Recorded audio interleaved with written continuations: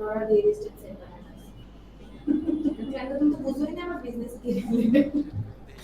এখন সকালে আসছি করে মাত্র তো আমাদের কারেন্ট তো মাত্র উঠতেছে এটা তো মেসেজ কালকে এমনি সাবমিটিং করছে আর আজকে এই করবো না আমি এটার কাজ করছি।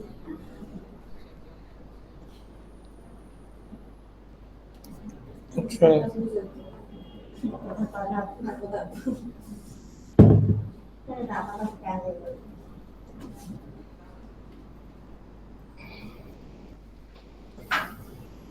আপনি স্টার্ট করতে পারেন ওখানে সবুজ বাড়ি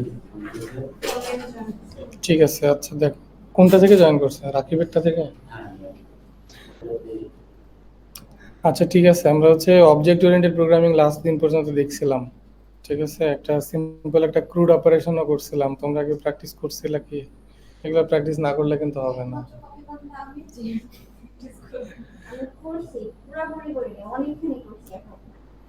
কতটুকু পর্যন্ত করছিলা?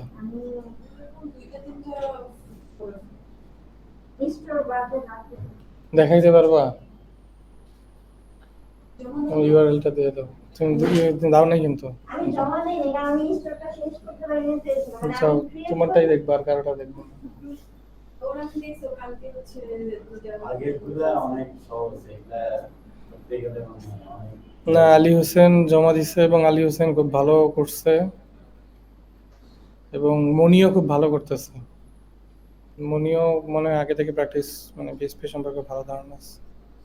আমার ওই যে ভাইয়া আপনার জাম্পের সাথে মিলতেছে না ওই জন্য নাকি আমার ভার্সনে ওই যে আপনার যে টাইম যে অটো দেওয়ার পর আমরা বাইকের পর ওই অটো জেনারেটর অন করে দিয়ে যদি আমি আপডেট করি তাহলে আমার এই চ্যানেল নিচ্ছে না। আপনার এটা কি পিসির যে টাইমিং সেটার কথা বলতেছো? না না ওই যে আমরা যে একটা ক্যাটাগরি যে টাইম যে হ্যাঁ। করে দিলাম ওইটা যে অটো যে বাইকের পর যখন আমরা পাবলিশ করবো ওই টাইম করে দিবে কিন্তু আমার ওখানে ওই অটো ওইটা না না, মানে ওই যে কারেন্ট টাইম স্ট্যাম্পের যে ইয়েটা। আচ্ছা, তোমরা লারাগন ইউজ করতে পারো, লারাগন ট্রাই করতে পারো। লারাগন কিন্তু ভালো প্রসেস। আমি চাইলে লারাগন দেখাই দিতে পারি এখানে যেহেতু পিসি আছে, সো লারাগন দেখানো যেতে পারে। লারাগন সিম্পল, একদম সিম্পল ওয়েতে লারাগন দিয়ে সবকিছু হ্যান্ডেল করা যায়। ডাটাবেস তেমন কোনো কিছুই সেট আপ করা লাগে না। তারপরে মনে করেন যে আমি একটা ডাটাবেসে কাজ করছি আমার এইটাই অফিসের এইটা যদি আমি এই স্কুলটাই যদি মনে করেন আপলোড যে আমার বাজার এটা করি ওইটা নেই না মানে ওই সামথিং কি জানেন না আমি লারাগন সেট আপ করো। লারাগনে ওই জ্যাম্পে যে কাজগুলো করতে লারাগনে একই কাজ করবা এবং লারাগনে একটু ভালোভাবে করা সম্ভব। আচ্ছা, ইউআরএল দিছে কোথায়?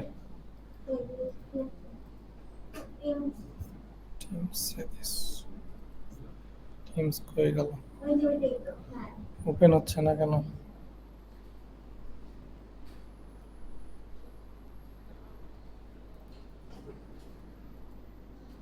ওকে, আমরা এটা একটু ক্লোন করে দেখি, ঠিক না? এই প্রজেক্ট দেখার জন্য কি করা লাগবে? আমাদের ক্লোন করে নিতে হবে। সো যদি চাই ক্লোন করার জন্য আমি ধরো একটা রিপোতে গেলাম, যেন কোথায় দেখতাম, এই তো লিস্ট করে নিচ্ছি অ্যাসাইনমেন্টস। এখানে টার্মিনাল ওপেন করে নেই, টেস্টিং গেট ক্লোন ইউআরএল দিয়ে দিলেই ক্লোন হয়ে যাবে।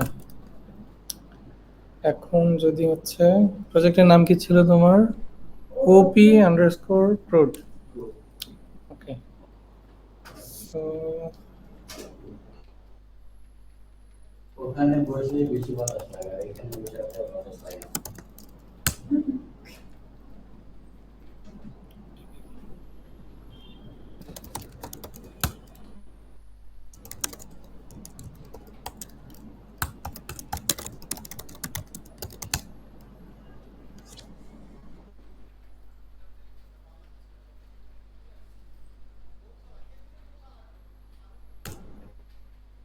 বাহ, সুন্দর ডিজাইন, চমৎকার। কিন্তু বাটনটার প্লেসমেন্ট ঠিক নেই, একটু সাইডে সরে গেছে। জায়গার বাইরে চলে গেছে, মামলা করে দিবে কিন্তু। তাহলে এখানে আপনার নিউ টেবিল ইউজার আছে 1200 আর ওটা আছে 1400 আচ্ছা, তাহলে এখানে গেলে সবকিছু করা হয়, তারপর স্টোরে স্টোর হয় না, কারণ আমি স্টোরটা করি নাই। এইখানে তুমি ডাটা শো করাইছো কই থেকে? এখানে তো এমনি ম্যানুয়াল ডাটা, ঠিক না? আচ্ছা, এখানে ডাটা এড করতে গেলে তো আমার এসকিউএল লাগবে। ক্রিয়েটর স্টোর করা এখানে কি দেওয়া আছে? ওকে, গুড। সো আমি তাহলে ক্লোন যেহেতু করছি, তার মানে এসকিউএলটা আমি পেয়ে যাব। তারপর আমি এখান থেকে তাহলে ডাউনলোড করতে পারি, এখানে ডাউনলোডের অপশন আছে। ডাউনলোড হয়ে গেছে। ইম্পোর্ট করে দিলে হ্যাঁ, ইম্পোর্টের জন্য জাস্ট এই পিএসপি মাই অ্যাডমিনে যাব, যাওয়ার পরে এখানে যে ইম্পোর্ট আছে, ওকে, এখানে ইম্পোর্ট করার আগে একটা জিনিস করতে হবে, সেটা হচ্ছে যে এই সমস্যা। তো একটা এই ডেস্কটপ দিয়ে আমি দিছি।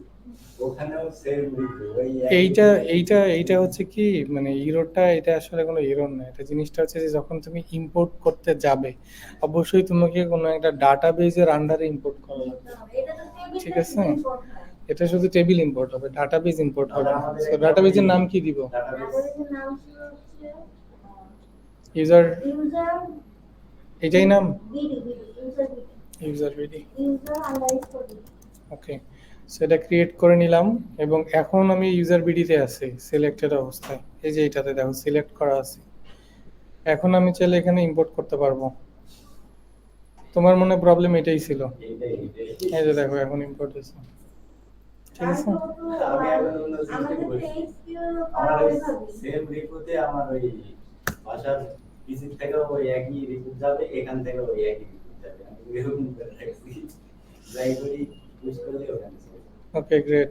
এখন যদি আমি এখান থেকে একটা ছবি দিলাম, ছবি দিয়ে সেটা গুগল সম্পূর্ণ হচ্ছে না। দেখি আমাদের ডাটা আসে কিনা। ডাটাই আসে নাই। ওইখান থেকে তাহলে ডাটাবেস কানেকশন কি হয়? আচ্ছা, আমরা একটু তাহলে দেখি তুমি সমস্যা করছো কোথায়।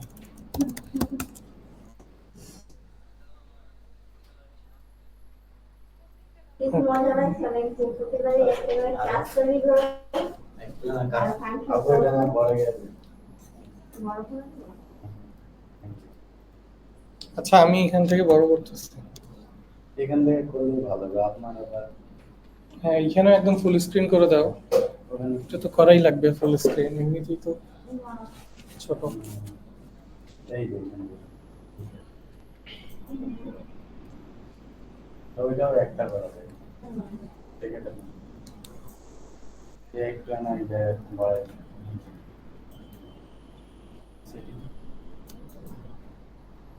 এই দেখুন দেখুন।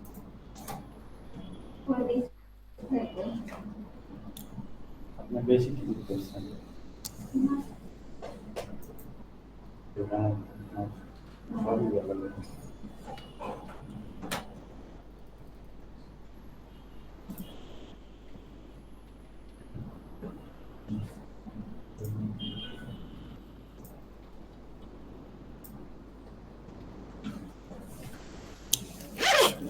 কত টাকা?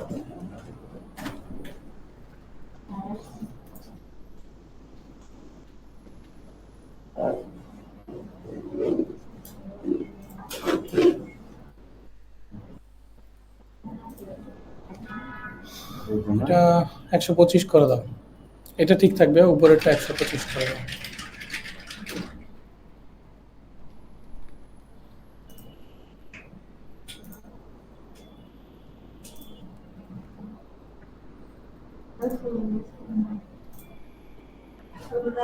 এখন এখান থেকে ফুল স্ক্রিন করে দাও।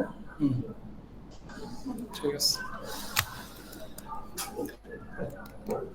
আচ্ছা, তাহলে তোমার হচ্ছে যে আমরা প্রথমে ভিউটা কই থেকে পাইলাম সেটা একটু দেখি। এটা হচ্ছে store.php, তারপরে অ্যাড নিউ ইউজার্সে গেলে create.php তে যাচ্ছে। সো create.php থেকে আমরা যখন ডাটা সাবমিট করতেছি, সেই ডাটার আমাদের সাবমিট হচ্ছে না, ঠিক না? ওকে, হয় নাই, আরেকবার চেক করলাম আর কি। এখন তাহলে create.php তে যাইতে হবে। create.php তে আসলাম, এখান থেকে হচ্ছে তোমার এটা কি ব্যাকগ্রাউন্ড কি সাদা করে দিব? না এই না ভাই, এটা ঠিক আছে। পরে রেকর্ডে বোঝা যায় না সবাই। ওকে, এইখান থেকে হচ্ছে ফর্ম সাবমিট করছো ঠিক না? ফর্মের নেম টেম সবকিছু পাঠাইছো, রিকোয়ার টিকোয়ার সবই দিছো। টাইপ কি দিছো দেখি তো? Type this submit, create user, fine. এখানে ডিভ মিসিং আছে কোথাও, যাই হোক ডিভের কারণে সমস্যা হওয়ার কথা না। এখন হচ্ছে তোমার অ্যাকশনটা হচ্ছে store.php তে যাচ্ছে। এখন যদি আমরা store.php তে যাই, store.php নামে কোনো ফাইল নাই। স্টোরেজ, এখানে মিস স্পেলিং মিস্টেক করছো তাই না? এখানে কি পুরোটা কমপ্লিট করা? এখানে সিনট্যাক্স এরর দেখতে পাচ্ছি। না এখানে পুরোটা আমি বললাম না যে স্টোরে আমার পুরো কাজ করা হয়নি। মানে স্টোরেজ আগে করছি, store.php এর পরে। ওকে, এইটা হইছে কিনা তাহলে দেখি একটু। এখন এখান থেকে যদি আমি কনফিগটাকে নেই, কনফিগ কি আগে কই থেকে আসছিল? আগে রিকোয়ার ফাইলগুলো দিয়ে দিতে হবে আমাকে। সো রিকোয়ার,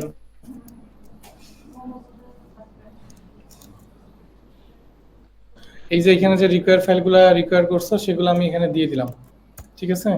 তাহলে আমি এখান থেকে হচ্ছে কনফিগটাকে পাবো। কনফিগের ভিতরে কি করছো যদি দেখি, ডাটাবেস কানেকশন করছো, স্টোর ইউজার্স, এই হচ্ছে তোমার মেথডটা বা অ্যাড ইউজার, দুইটা দুইটা করছো কেন? হুম, স্টোর ইউজার, এখানে নাম, designation, phone number, gender, image এগুলো পাঠাচ্ছ। সো তার মানে তোমার এখান থেকে স্টোর ইউজারটাকে কল করাইতে হবে। এখানে নাম, ডেজিগনেশন, ফোন নাম্বার আর হচ্ছে জেন্ডার আইডি। আচ্ছা, কিছু একটা জিনিস এখানে মিসিং আছে, সেটা কি? সেটা হচ্ছে accepted 5 arguments found 4, তার মানে একটা আর্গুমেন্ট মিসিং আছে। কনফিগের ভিতরে যদি যাই, এখানে ইমেজ আর একটা আর্গুমেন্ট আছে যেটা এখান থেকে পাঠাও নাই।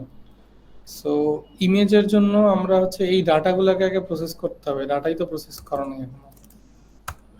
পাবলিক ফাংশন ডাটা, এইখান থেকে রিটার্ন করা দিব হচ্ছে একটা অ্যারে, যেখানে নেম থাকবে এবং এই নেমটা আসবে হচ্ছে ডলার আন্ডারস্কোর। নেমটাকে হচ্ছে আমরা পোস্ট রিকোয়েস্ট থেকে ধরবো, যেহেতু আমরা ফর্ম সাবমিট করছিলাম পোস্ট। এইখানে ফর্মে দেখলে নেমের জন্য কি ছিল? নেম, নেম, তার মানে এখানে আমি নামটাকে পাবো। আর যদি আমি এখানে designation, phone number, gender, image এগুলাকে ধরি, তাহলে ডেজিগনেশন,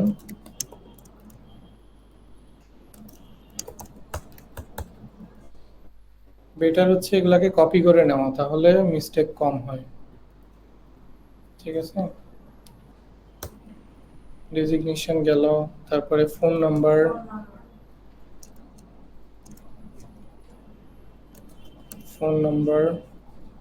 তারপরে কি আছে? জেন্ডার, তারপরে কি আছে? ইমেজ। সো ইমেজটাকে কই থেকে নিতে হবে? ফাইল থেকে। ডলার আন্ডারস্কোর পোস্ট হবে না, এটা হয়ে যাবে ফাইলস। সো ইমেজের জন্য আমরা এর আগে ইমেজ প্রসেসিং করছিলাম তাই না? আগে যদি রিপোর্টটা দেখি,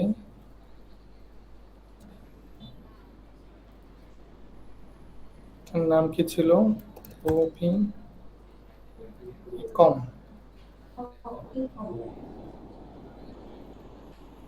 সো এইখানে যদি আমরা দেখি, আমাদের হচ্ছে কনফিগের ভিতরে আমাদের ডাটা স্টোর করা ছিল ক্রিয়েটের ভিতরে না, কোথায় স্টোর?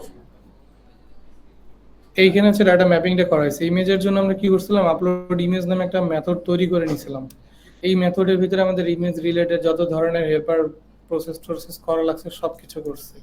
সেই জিনিসগুলো অলরেডি বোঝানো হয়েছে, যদি আবার বোঝানো লাগে বইলো, বাট আপাতত বোঝাচ্ছি না।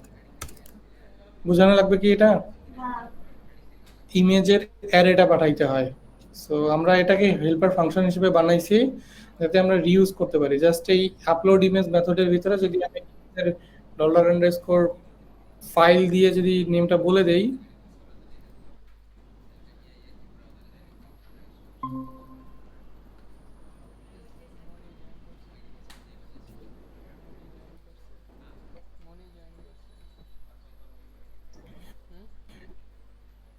যদি এখানে নামটাকে বলে দেই তাহলে কি হবে, আমার বাদবাকি কাজকে আপলোড করা, ফাইনালি গিয়ে ইমেজের নামটাকে রিটার্ন করে দেওয়া, যেটাই আমার ডাটাবেজে স্টোর করা লাগবে। তার মানে এই মেথডটা আমাদের একটা সিম্পল একটা টাস্ক করে দিচ্ছে, ঠিক না? ইমেজ রিলেটেড সব প্রসেসিং করে দিচ্ছে। তো ফাংশনের কাজ কিন্তু এটাই, একটা নির্দিষ্ট একটা কাজ করবে। সো এই এই ফাংশনটা এইভাবে ইউজ করতেছি। সো এখন যদি আমি এখানে আপলোড ইমেজ ফাংশনটাকে এখানে, কারণ হচ্ছে এই ক্লাসের ভিতর থেকে আমরা মেথডটাকে অ্যাক্সেস করতেছি। এই দিলাম বেসিক, তারপর হচ্ছে নাম্বার,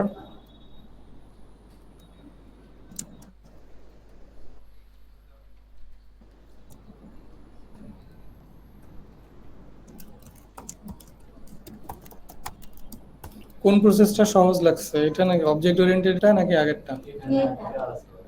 হুম, এটা বেশি ইজি না? মানে বুঝলে এটা বেশি একটা ফিল্ড মিসিং দিয়েছে, জেন্ডার। জেন্ডার নাম্বার পর জেন্ডার মানে একবারে স্ট্যান্ডার্ড কোড। এর থেকে অনেক বেটার কোড করা যায়, ঠিক আছে? এটা জাস্ট হচ্ছে অবজেক্টের আরো অনেক সুন্দর সুন্দর স্ট্রাকচার আছে, এগুলো পরে প্লাগইনে গেলে আস্তে আস্তে এক্সপ্লোর করবো, সমস্যা নাই। এখন হচ্ছে এই ভ্যারিয়েবল গুলা তো এখান থেকে ডাটা থেকে রিটার্ন করতেছি, তার মানে এই ডাটার ভিতরে আমার হচ্ছে এই অ্যারে এর যে ভ্যারিয়েবলের যে ভ্যালুগুলা, সেই ভ্যালুগুলা আছে, ঠিক না? রত্না, বুঝতেছো? ওকে, না বুঝলে কোথাও কোশ্চেন করবা, ঠিক আছে?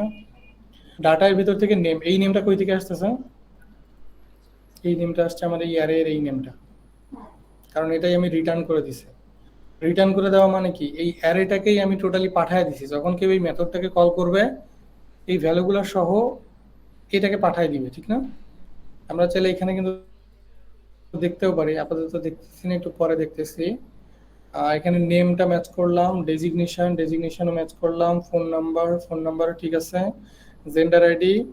জেন্ডার আইডিটা ম্যাচ করে না, এখানে নেমটাকে জেন্ডার আইডি করে দিতে হবে। এই নেমটাকে আমি জেন্ডার আইডি করে দিলে এই নেমটাই যেহেতু আমি এখানে অ্যাক্সেস করতেছি, তার মানে এখানে ম্যাচ করে যাবে। এখানে আমি কি ভ্যারিয়েবলের নাম দিছি না দিছি সেটা কোনো রিলেশন নাই। এইখানে আমরা জেন্ডারের জন্য কি নাম দিছিলাম, ছিল, ফাইন। এখন হচ্ছে আমাদের ইমেজটাকে আমরা পাঠাই নাই এখনো, ইমেজটাকে পাঠাই দিব ডাটা থেকে।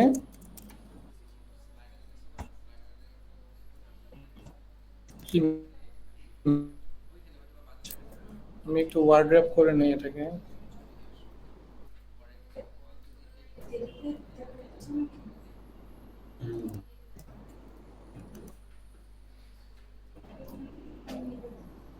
কেবলটা থাকলে সব থেকে ভালো হইতো, দেখা যেত, যেহেতু এটাতেই দেখবে এরপর থেকে কেবলই আসবে না। তাহলে তোমার এই কনফিগ স্টোর ইউজার্স, এইটার যতগুলা ডাটা রিকোয়ার্ড ছিল সবগুলো ডাটা দিয়ে দিছি, এবং এই ডাটা থেকে প্রসেস করে দিছি, এবং এগুলাকে এখান রিটার্ন করায় দিছি, ঠিক আছে? এখন আমাদের ইমেজ সবটা আপলোড হওয়ার কথা, যদি না স্টোরেজ ইউজারে কোনো কিছু ঝামেলা।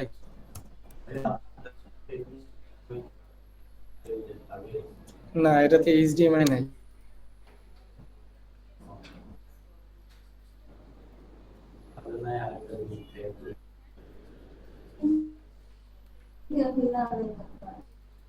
আমার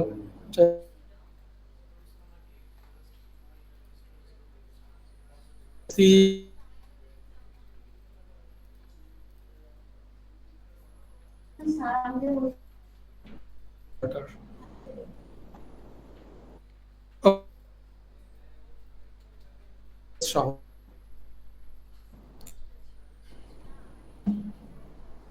ডাটাবেজে ডাটা এখনো আসে নাই।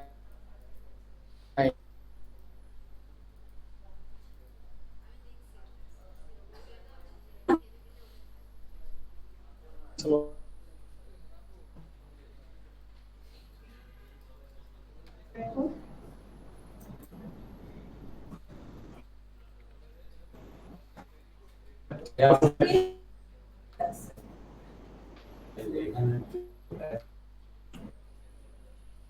সে তো করাই আছে।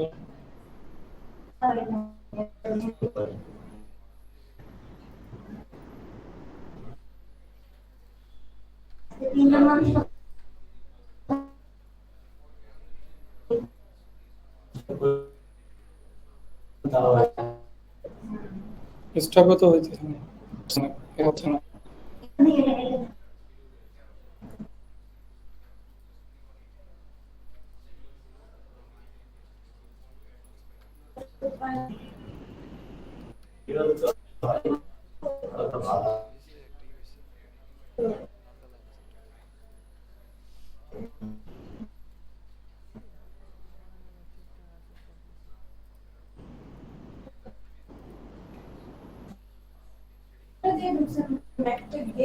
Lost না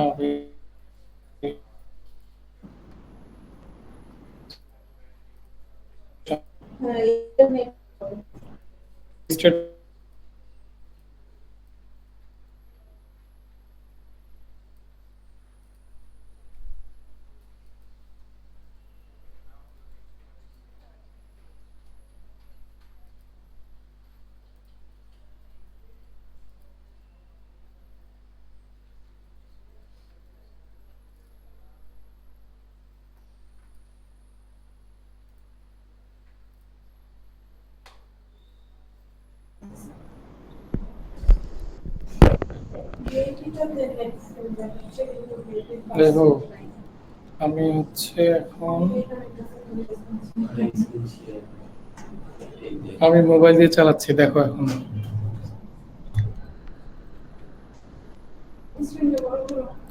আমি দেখে আসি চেষ্টা করবো,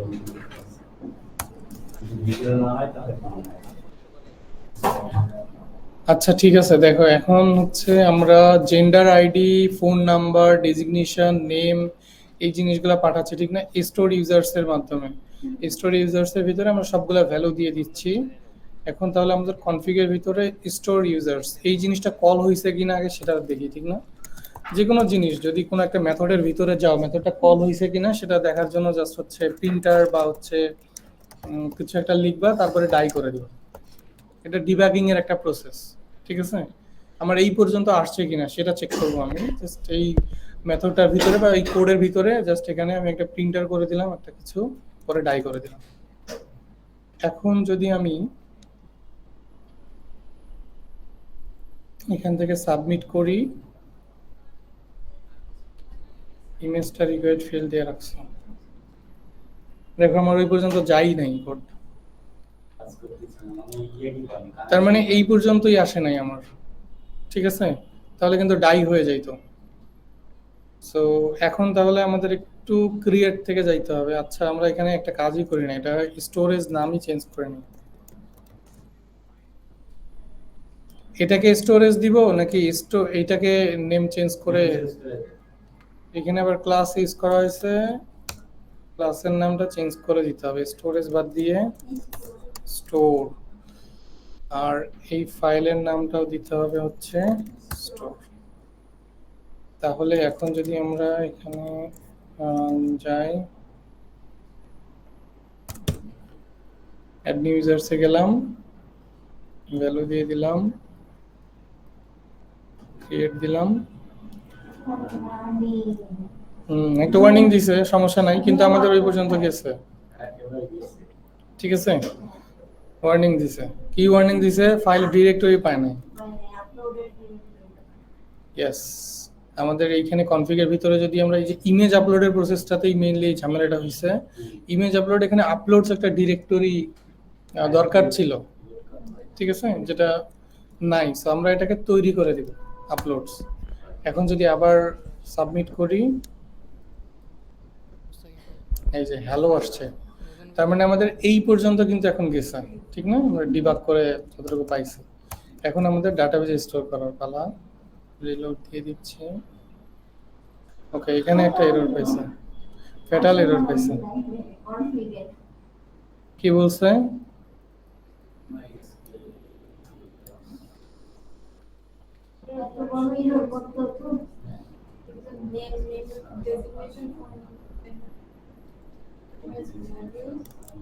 এখানে সিনট্যাক্স ঠিক নাই, এটা বলতেছ।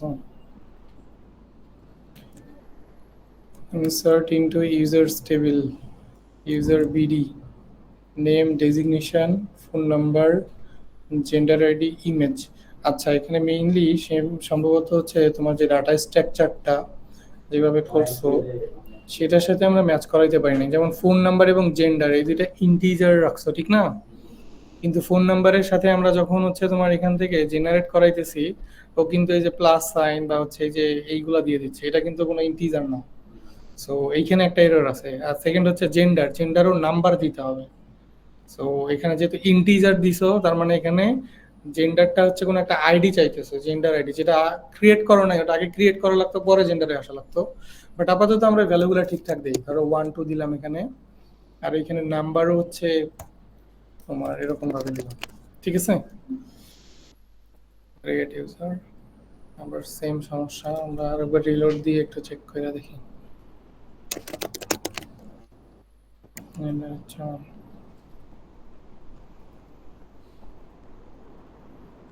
একই প্রবলেম বলতেছে। এখন দেখি কি বলতেছে।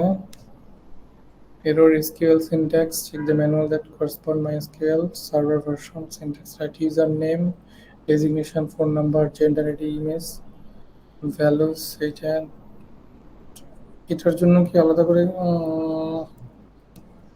নেম দিছো, ওয়ার্কার, ডেজিগনেশন, অটো ইনক্রিমেন্ট। এখানে আরবার ঝামেলা করছো, দেখো এখানে নেম কিন্তু ক্যাপিটালে দিছো, এন, ডেজিগনেশনের ডি দিছো ক্যাপিটাল, ফোন নাম্বার এখানে মাঝখানে স্পেস দিছো। এই স্ট্রাকচারে কিন্তু ডাটাবেস স্ট্রাকচার করা যাবে না। তোমার ডাটাবেস স্ট্রাকচারে এখানে ঝামেলা আছে, আমরা এটাকে ড্রপ করে দেই, ঠিক আছে? আমরা এই স্ট্রাকচারটা আবার নতুন করে করব, অথবা এটাকেই এডিট করতে পারি চাইলে।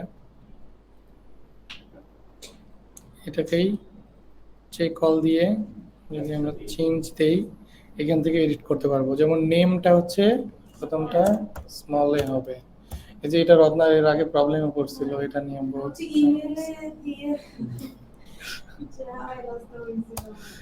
ডেজিগনেশনের ডি, ফোন নাম্বার এইভাবে দিতে হবে, ফোন আন্ডারস্কোর নাম্বার, এখানে হাইফেনও দেওয়া যাবে না। জেন্ডারের জি, ইমেজের আই, ঠিক আছে? কিন্তু এখন জেন্ডার আমার হচ্ছে মানে নাম্বার কেন যাবে? নাম্বার ও আসলে মেইনলি জেন্ডার আইডিটা স্টোর করতে চাইছে, ঠিক আছে? জেন্ডার এখানে মানে এখানে যদি আপনি যদি ওইটা যদি সেট করে দিতেন, ওইটা আমরা স্টার্টআপ 01 দিই, ওরকম করে দিলে আচ্ছা আমরা ও মেইনলি জেন্ডার আইডিটা সেপারেট করতে চাইছে, জেন্ডার আলাদা কোনো একটা জায়গা থেকে অ্যাড করবে, এখানে যে আইডিটা স্টোর করবে, ঠিক না? কিন্তু এখানে নাম ডিরেক্টলি ওইটার জন্য বেস্ট কনভেনশন হচ্ছে জেন্ডার আইডি দেওয়া। এটা ইন্টিজার থাকতে পারে, আর হচ্ছে তোমার এই ফোন নাম্বারটাকে ভার্গার করে দেই। আমরা নর্মালি ফোন নাম্বারকে ভার্গার করে দিই, কারণ ফোন নাম্বারের সাথে প্লাস মাইনাস গুলো আসে, এই জন্য এটাকে ভার্গার করে দিই। এবং এটার লিমিটেশনটা 30-এর ভিতরে থাকে, নর্মালি 30-এরও কম দেওয়া হয়, তারপর ম্যাক্সিমাম 30। আইডি এর আইটাও স্মলে হবে। ওকে, এখন আমাদের ঠিক থাকার কথা। এখন যদি আমরা সেভ দেই, দেখা যাচ্ছে এখন ID, name, designation, phone number, gender ID, image. আমি জেন্ডারটাকে জেন্ডার আইডি করে দিছি, তার মানে এইখানেও আমার এই নেমটাকে চেঞ্জ করে দিতে হবে। এখানে কিন্তু জেন্ডার আইডি দিছো তুমি, আবার ওইখানে নাম লিখছো জেন্ডার, মিসম্যাচ করে ফেলছো। আচ্ছা, এখন আবার একটা রিলোড দেই, আবার একই এরর। আমাদের কোডে দেখতে হয়।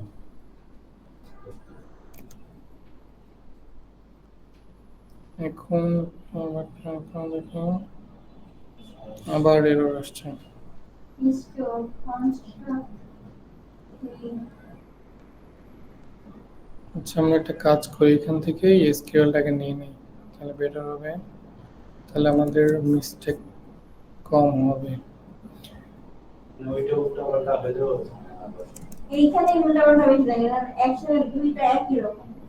আমি যেটা ইনসার্ট ইনটু আর কোটেশন দিয়ে যাচ্ছিলাম, অথচ কোটেশন নাই, যে এখানে ছোট্ট একটি আছে, ব্যাকটিক সাইন দিতে হয়। ব্যাকটিক সাইন দিতে হয়। পরে যে ভাইয়া পাঠিয়েছেন, ভাইয়া হতে হতে আমি কোটেশন দিয়েছি, ব্যাকটিক সাইন দিয়ে। এই যে এখানে আছে এটা না আর এই যে এর জন্য মনে হয় কি যে যার কপি করে না বসে দিলে মানে একদম সেফ হয়ে, ঠিক আছে। আর গেস করতে নি তো স্ক্রিন লাগলে আর এত সিনট্যাক্স আসলে মনে রাখা সম্ভব না, এটা কিভাবে কিভাবে ইয়ে করবে, এত সিনট্যাক্স মনে রাখা সম্ভব না। বেস্ট ওয়ে হচ্ছে ওইখান থেকে এসকিউএল নিয়ে আসবো। আচ্ছা, এটার জন্য আরেকটা ওয়ে আছে, মানে 6টা আসছে, ঠিক না? একটা লাগবে না আমাদের আইডির জন্য, সেটা অটো ইনক্রিমেন্ট, এটা লাগবে না, এটা বাদ দিয়ে দিব এখান থেকে। আচ্ছা, এখান থেকে যে নেম যাবে, designation, phone number, gender ID, gender, আর হচ্ছে তোমার ইমেজ। ফাইন, ইউজ করছেন হ্যাঁ করছে। ইমেজ কিন্তু আপলোড হয়ে গেছে অলরেডি, দেখছো?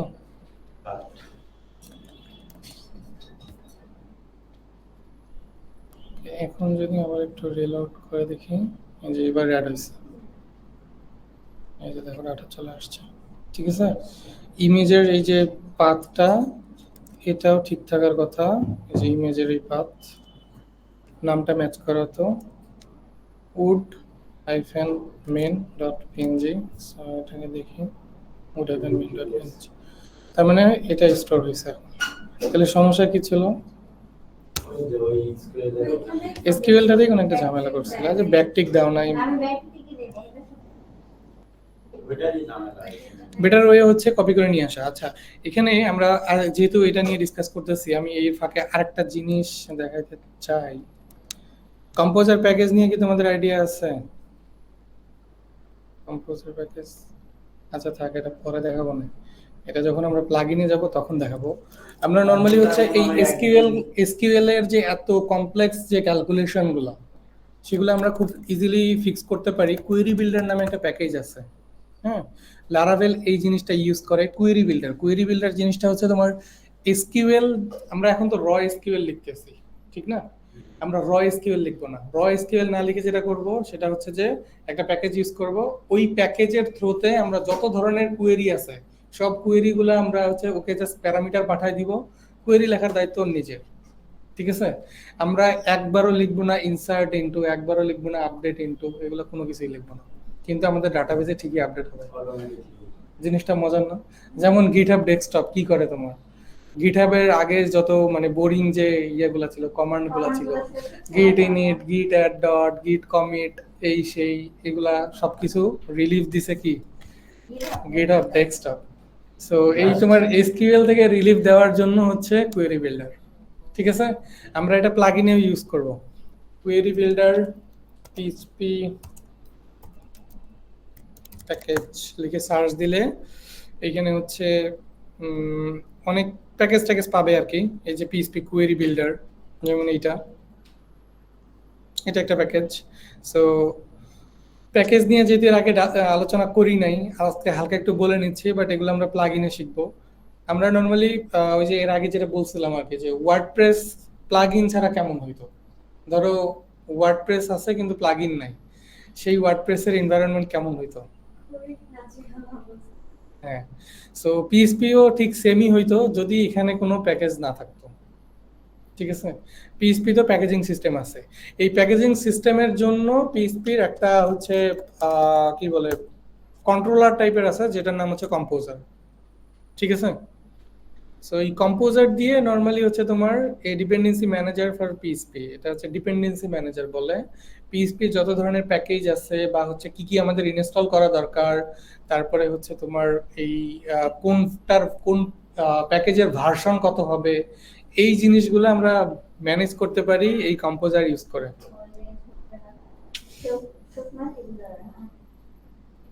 ঘুমাইছে।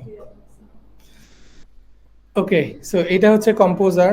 আমরা হচ্ছে কম্পোজার দিয়ে পিএইচপির যে প্যাকেজগুলো আছে সেই প্যাকেজগুলো ইনস্টল করে ইউজ করব। ঠিক আছে, যেমন দেখো এটা হচ্ছে একটা পিএইচপির প্যাকেজ, প্যাকেজিস্ট.org। এটা পিএইচপির মানে এটা পিএইচপিতে যত ধরনের প্যাকেজ আছে সব স্টোর করা হয় এই ডিরেক্টরিতেই। ওকে, এইখানে যদি দেখো এখানে একটা কমান্ড দেওয়া আছে কম্পোজার রিকোয়ার, তারপরে হচ্ছে এইটা হচ্ছে প্যাকেজের নাম। এটা একটা ইউনিক নাম, তুমি চাইলে তুমি নিজে একটা প্যাকেজ বানাইতে পারো। তুমি এটার যে নাম দিবা সেই নামটাই হবে, কিন্তু তার আগে এই জিনিসটুকু কমন থাকবে কোনো একটা প্যাকেজ অ্যাড করার জন্য। যেমন তোমরা কি নোড.জেএস এ কখনো কাজ করছিলা? npm ইনস্টল বা হচ্ছে নোড.জেএস এ কাজ করো না? আচ্ছা, নর্মালি বাই ডিফল্ট বাকি জিনিসগুলো তো অটোমেশনই হয়। পাইথনে কাজ করছিলা? পাইথনের লাইব্রেরি থেকে ইনক্লুড করা লাগে, ইম্পোর্ট করা লাগে না? উপরে ইম্পোর্ট দিয়ে @ইম্পোর্ট দিয়ে তারপর প্যাকেজের নাম দিতে। এইটা কাইন্ড অফ ওই রকমই কিছুটা, যে তোমার ওই প্যাকেজটা যে তুমি এখানে ব্যবহার করবা এটা তো তোমার প্রজেক্টকে বলতে হবে, ঠিক না? সো বলার জন্য এই একটা কমান্ড দিতে হয়। এই একটা কমান্ড দিলে এই প্যাকেজটা তোমার প্রজেক্টের ভিতরে চলে আসবে। ঠিক আছে, কিভাবে হবে সেটা আমরা একটু পরে দেখব। মেইনলি এটা কিভাবে আমাদের এসকিউএল লাইফটাকে ইজি করবে সেটা আমি দেখাতে চাই।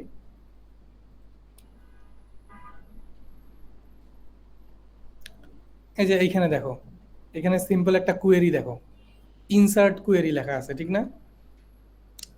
এইটা কি? এই সিনট্যাক্সটা কি আমাদের পরিচিত?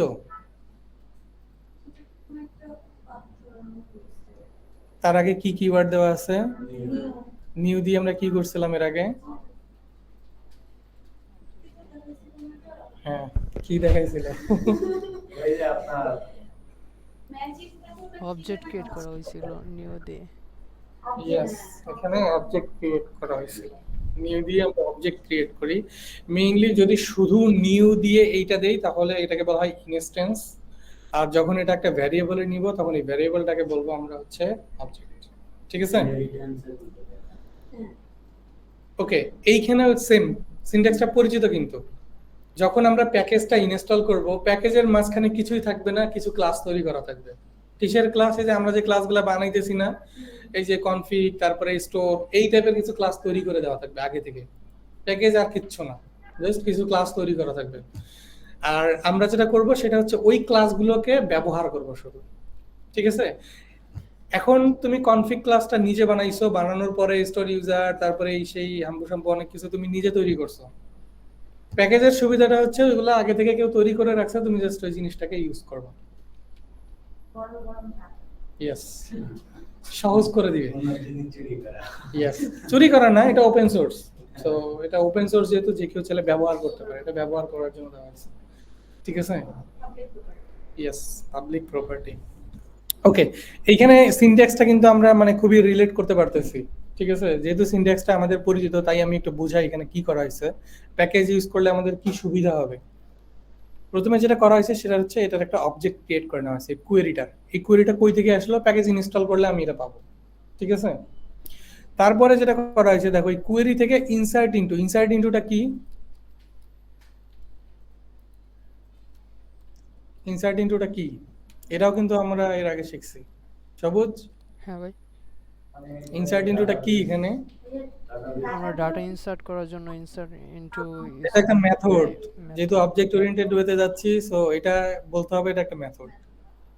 ঠিক আছে, সো আমরা মেথড কিন্তু এর আগে এভাবে অ্যাক্সেস করছি, অবজেক্ট ওরিয়েন্টেড প্রোগ্রামিং এ এইভাবে মেথড অ্যাক্সেস করছি। এই মেথডের ভিতরে একটা প্যারামিটার পাস করাইতে হবে, সেই প্যারামিটারটা হচ্ছে যে তোমার টেবিলের নাম কি। ঠিক আছে, যেমন ওর ক্ষেত্রে টেবিলের নাম কি?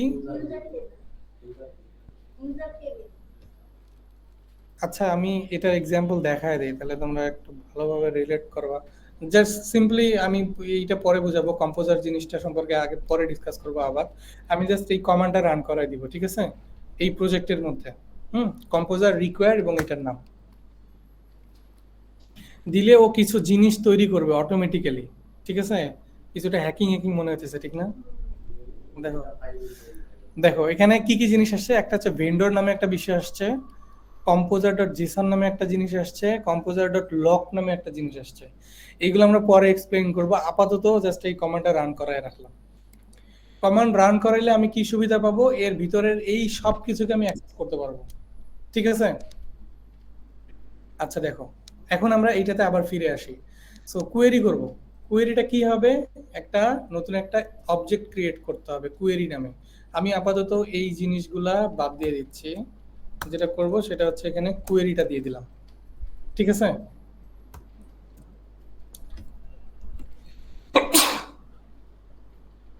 এরপরে কি করব, কোয়েরিতে ইনসার্ট ইনটু এই মেথডটাকে কল করব কোয়েরি অবজেক্টের ভিতরে। সো এটা হচ্ছে আমার কোয়েরি অবজেক্ট, এর ভিতরে ইনসার্ট ইনটুতে আমাদের ক্ষেত্রে কি হবে, ইউজার্স টেবিল।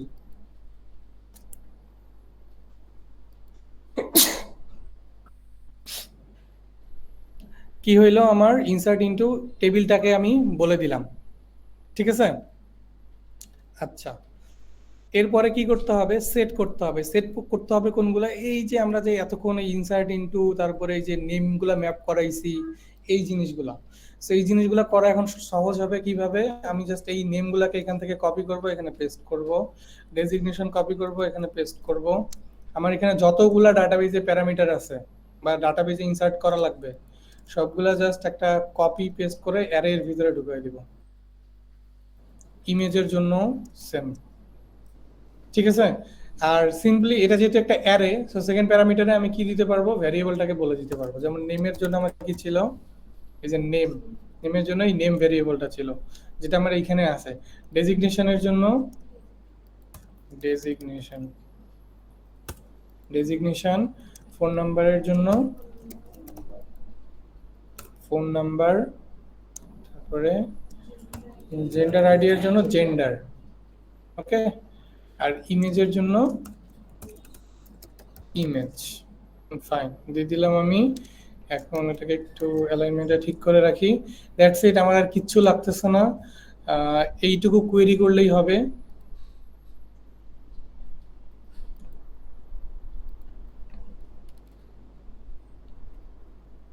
আচ্ছা এইটুকু আমাদের দরকার নাই, জাস্ট ইনসার্ট ইনটু হইলেই হবে। কিন্তু এখানে একটা জিনিস একটু ইয়ে আছে, সেটা হচ্ছে যে আমরা ডাটাবেস কানেকশন এখনো দেই নাই। এই যে একটা ইনস্টেন্স আমরা যে কোয়েরিটা যে তৈরি করছি, আমাদেরকে কিন্তু কোয়েরি বিল্ডারকে বলতে হবে যে আমার কোনটা ডাটাবেজের সাথে কানেক্টেড হবে, কোন টেবিলের সাথে কানেক্টেড হবে। ঠিক না, অ্যাকচুয়ালি ডাটাবেজের সাথে কোন ডাটাবেজের সাথে কানেক্টেড হবে সেটা কিন্তু আমরা এখনো একে বলে দিই না। আমাদের আগে যেটা করা ছিল, এই যে কানেকশন নামে একটা ভেরিয়েবল ছিল, এই কানেকশন ধরে আমরা কাজটা করছিলাম, কোয়েরিটা চালাইছিলাম। এই কানেকশন কি এখনো কোথাও ইউজ করছি, না করি নাই। তার মানে এই কানেকশনটা আমাদেরকে এই কোয়েরিটাকে বলে দিতে হবে। সো এটা হয়তো বা উপরে কোথাও এদের ডকুমেন্টেশন বলা আছে, আমরা একটু দেখি কোথায় বলা আছে।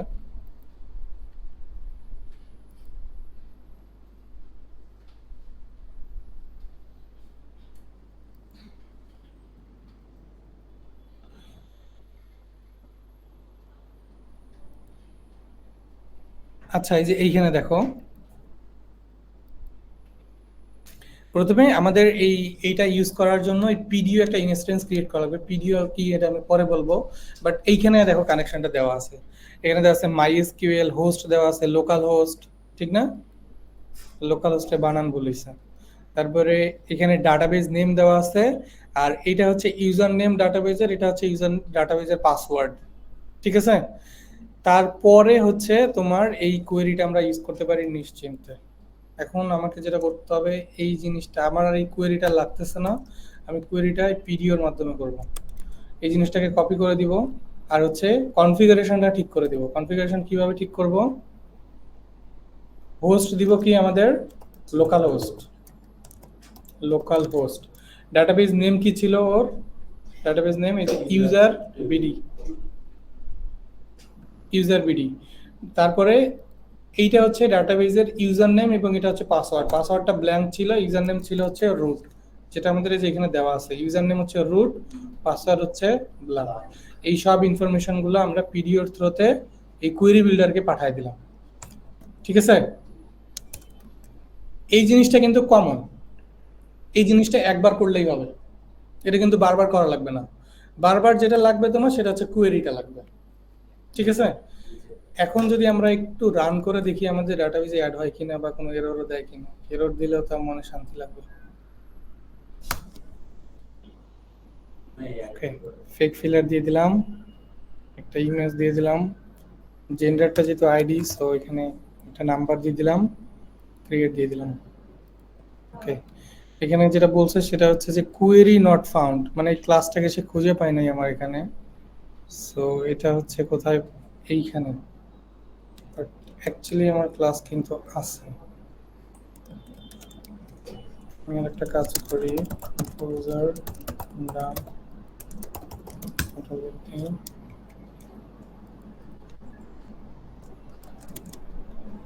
কুয়েরি না পাওয়ার রিজন কি হতে পারে, ক্লাসটা খুঁজে পাই নাই, ক্লাস এক্সিস্ট করে তারপরে কাজ হয় নাই, কনফিগের ভিতরে 22 নাম্বার লাইনে এইখানেই পাইনি।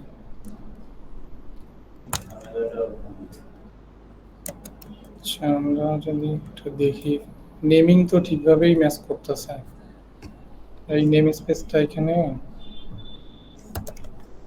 ইউজ করাই দিলাম,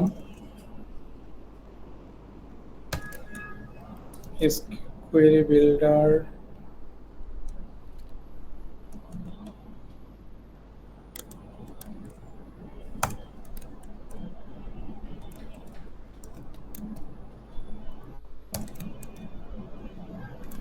এখন এটা এখান থেকে পাবে এবং নেম স্পেস থেকে ইউজ করে নেবে, দেখি এখন হয় কিনা। এটা পাওয়ার কথা ছিল, so same.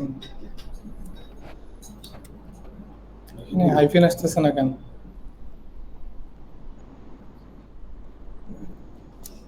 Query not found.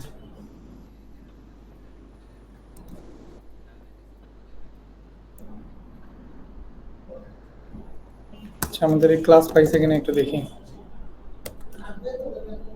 PDO এবং প্রিন্টার করব হচ্ছে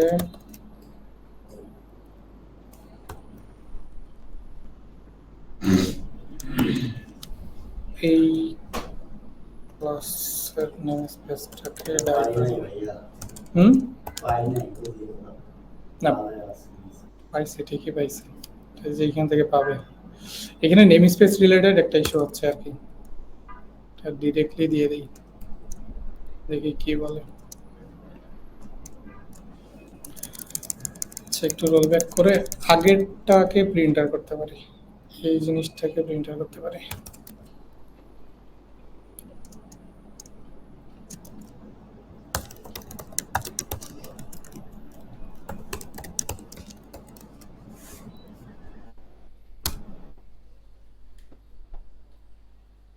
এটাকে কনস্ট্যান্ট হিসেবে ধরে নিচ্ছে।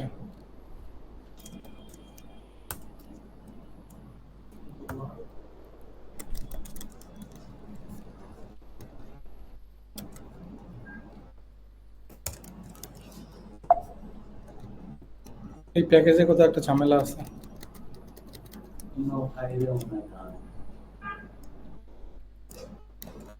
ক্লাস কিন্তু ঠিকই আছে, আমরা যদি ডিরেক্টলি শুধু কোয়েরিটাকে ধরি তাহলে পাইতে পারি, তাও পাইনি, অথচ ম্যাপিং কিন্তু ঠিকই করতেছে।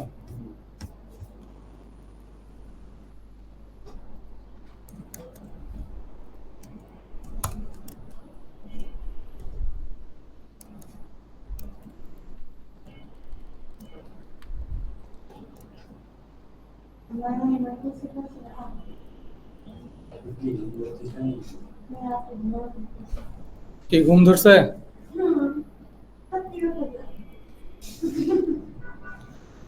ঘুম ধরলে চোখে পানি দিয়ে আসো, যাও।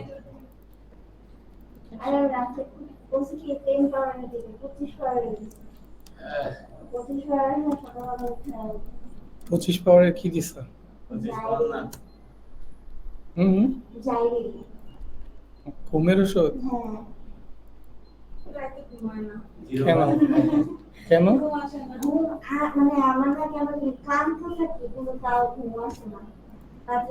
কোনো কিছু নিয়ে কি দুশ্চিন্তা করো, ভয় পাও?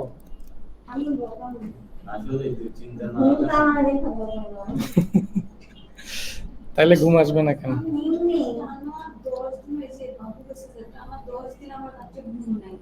দিনের বেলা আমি 1 ঘন্টা আমার দিনের বেলা ঘুম আসে না, আমার যত মতো যাবো রাত্রে আর ঘুমটা চলে গেলে পরে সারাদিন যাওয়া বলতে পারবো না আমাদের তো দিনের বেলা থেকে ঘুম পাই পাচ্ছি না মানে আমার এরকম হয় আমি তো শুয়ে থাকলেও বুঝতে পারি না।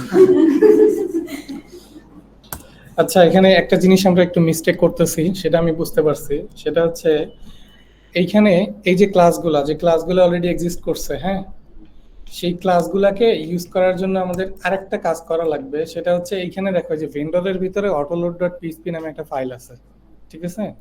এই autoload.php ফাইলটাকে রিকোয়ার করে দিতে হবে যদি আমরা এই ভেন্ডরের ভিতরে যেগুলো ফাইল আছে সবগুলোকে অ্যাক্সেস করতে চাই। So আমি এটাকে এইখানে রিকোয়ার করাই দিচ্ছি। রিকোয়ার করাইতে গেলে কি করা লাগবে?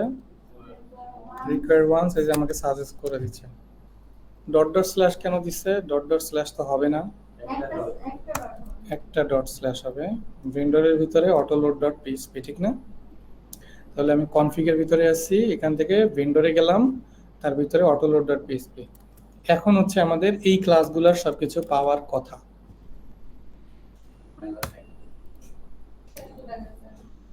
ওকে, এখন আমার ডাটাগুলো নাই, হ্যাঁ, মানে আনডিফাইন্ড অ্যারে কি দেখাচ্ছে, তার মানে আমার ডাটার যে সেশনগুলো ছিল এগুলো রিমুভ হয়ে গেছে।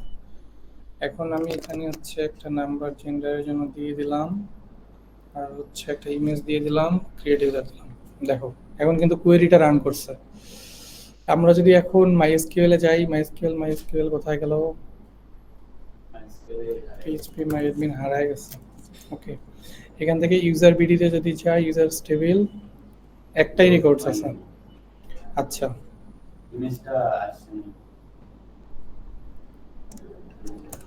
আমরা দেখি কোয়েরিতে কি পাইছি। এই যে কোয়েরি এক্সিকিউট করাইতে হবে, যেটা ওই ইয়ার ভিতরেই, মানে এই প্যাকেজের ভিতরেরই একটা কমান্ড। উপরেরটা সেট, তারপরে হচ্ছে ফাইনালি এক্সিকিউট। কম্পোজার আপাতত দরকার নাই, আমরা জাস্ট এগুলোকে বাদ দিয়ে দিচ্ছি। রিলোড দিয়ে কন্টিনিউ দিলাম, এই তো চলে আসছে। দেখো এইটুকু হচ্ছে আমার কোড। এখানে ডাটা ম্যাপিংটা সুন্দর করে করা হয়েছে না? উপরের কনফিগারেশনটুকু বাদ দাও, এইটুকু ডিফল্ট, এইটুকু মনে করো যে মুখস্থ করা লাগবে বা কোথাও একটা বসায় রাখলেই হয়ে যাবে। বাকি জিনিসটা হচ্ছে আমার ডাটা এক্সিকিউশন মেইনলি এইটুকুর মাধ্যমে হচ্ছে। এই জিনিসটা সিম্পল হয়েছে না? এখন ইনসার্ট ইনটু কোন টেবিলে ইনসার্ট করতে চাই এবং সেট করতেছি ডাটা ম্যাপিং আকারে, নেম কি হবে, ডেজিগনেশন কি হবে এবং অ্যারে এর ভিতরে কি ভ্যালু পেয়ার হিসেবে ডাটা দিচ্ছি। এত ঝামেলা। কোনো ঝামেলা নাই। এই যে অ্যারের যে কিটা, এই কিটা ম্যাচ করাইতে হবে হচ্ছে তোমার এই কি এর সাথে, ঠিক আছে? এই যে যেভাবে সাজানো আছে, ডাটাবেজের কলাম যেভাবে সাজানো আছে এই কিটাও ঠিক একইভাবে হবে, বাট ভ্যারিয়েবলের নামটা যেটা ইচ্ছা সেটা ইউজ করতে পারো। ফাইনালি কোয়েরিটাকে রেডি করে এটাকে জাস্ট এক্সিকিউট করে দিব। তাহলে দেখো আমরা কি এখানে সিঙ্গেল কোনো এসকিউএল কোয়েরি লিখছি? না, আমাদের কিন্তু এসকিউএল কোয়েরি লেখা ছাড়াই ডাটাবেজে ডাটা ইনসার্ট হয়ে গেছে। ওয়ার্ডপ্রেসে যেরকম হয় আর কি, ওয়ার্ডপ্রেস যেভাবে ম্যানেজ করে, ওয়ার্ডপ্রেসের ডাটা নিয়ে কাজ করতে গেলেও কোনো সিঙ্গেল একটা এসকিউএল কোয়েরি লেখা লাগে না, ওদের ডিফল্ট যে সিস্টেমগুলো আছে সেগুলো দিয়েই করা যায়। সো র পিএইচপিতেও ঠিক একইভাবে আমরা এই প্যাকেজগুলো দিয়ে কাজ করতে পারি সহজেই, ঠিক আছে? সো এইটা হচ্ছে আজকে দেখাইলাম। এটা ওয়ার্ডপ্রেসে গেলে এই জিনিসগুলো আমরা আবার দেখব, ঠিক আছে? ওয়ার্ডপ্রেসের ডিফল্ট সিস্টেমের বাইরে গিয়ে আমাদের টেবিল ক্রিয়েট করব, ওই টেবিলের সাথে আমরা ইন্টারঅ্যাকশন করব এই প্যাকেজ দিয়ে, তাহলে আমাদের কাজ আরো সহজ হবে। ঠিক আছে, এটা কি পুশ করতে পারবো? পুশ তো করতে পারবো না। Pull request করতে পারবো না। তাহলে আপলোড করে দিয়ে রাখি।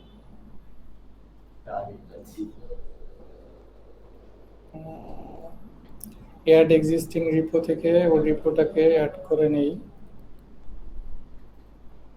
কোথায় আছে? এটার ভিতরে assignment, soap growth, add repo.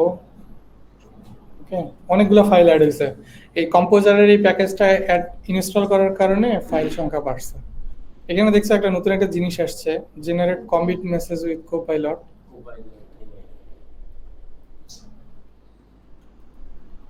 এটা আসছে, হ্যাঁ।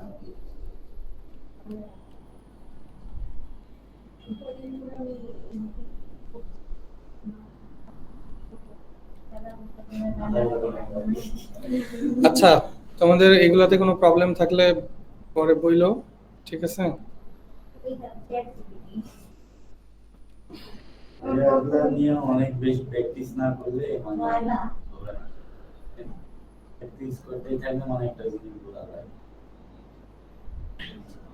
প্র্যাকটিস করতেই হবে, প্র্যাকটিসের বিকল্প কিছু নাই। প্র্যাকটিস না করলে মানে এই জিনিসগুলো এরকম, যত বেশি প্র্যাকটিস করবা তত বেশি নতুন নতুন জিনিস শিখতে পারবা, জানতে পারবা, কাজ করতে পারবা।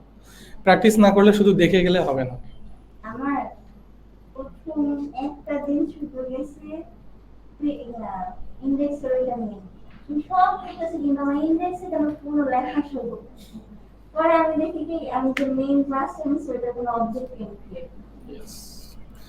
দেখছো, এই হচ্ছে ডেভেলপ। আমার এইরকম ছিল যে আপনার আমি সবকিছু চুলায় বসাইছি, ঠিক আছে, মনে করো কাটাকাটি করছি কিন্তু আগুন জ্বালাইনি। ওই অবস্থা। নাড়তেছি তরকারি হয় না। তরকারি হয় না কেন? ওই ক্যাটাগরির আমার ওই অটো ইন্টিগ্রেশন অন করি নাই, ক্যাটাগরি অন ইয়া করি, অ্যাড করি, অ্যাড হয়। আমি মানে তাড়াহুড়া করে সবকিছু মাথা করে বসে দিয়েছি, চুলা না চালায় এসে বসে।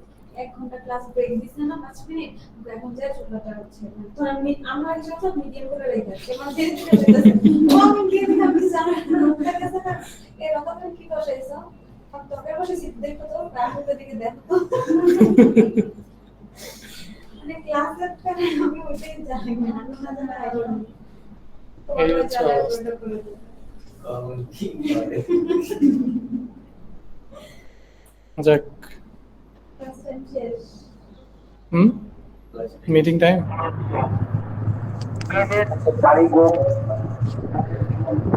ভাইয়া ভালো আছেন?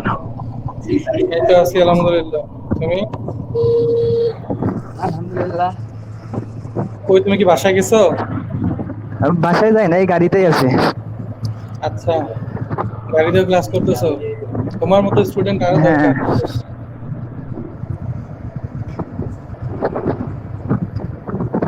থ্যাংক ইউ ভাইয়া, ক্লাস ভালো করতে লাগছে। থাকো।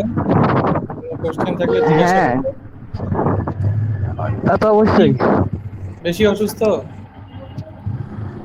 হ্যাঁ, মানে ক্লাস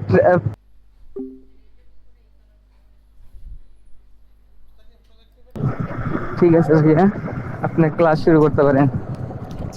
আচ্ছা দেখো, আমাদের অবজেক্ট ওরিয়েন্টেড প্রোগ্রামিং এই পর্যন্তই আপাতত শেষ। অবজেক্ট ওরিয়েন্টেড প্রোগ্রামিং আর কিছু এখন শিখতেছি না, বাট পরে শিখতে পারি। যতক্ষণ প্লাগইনে যাব তখন যদি নতুন কিছু আসে তখন দেখবো। আপাতত পিএইচপির সাথে এটুকু শিখলেই হবে, এবং এটা খুবই ইম্পর্টেন্ট। যে কোনো কোথাও যদি জব বা কোনো ইন্টারভিউতে যাও, এই কোশ্চেন অবশ্যই অবশ্যই জিজ্ঞাসা করবে, ঠিক আছে? মানে মাস্ট লিখে দেওয়া।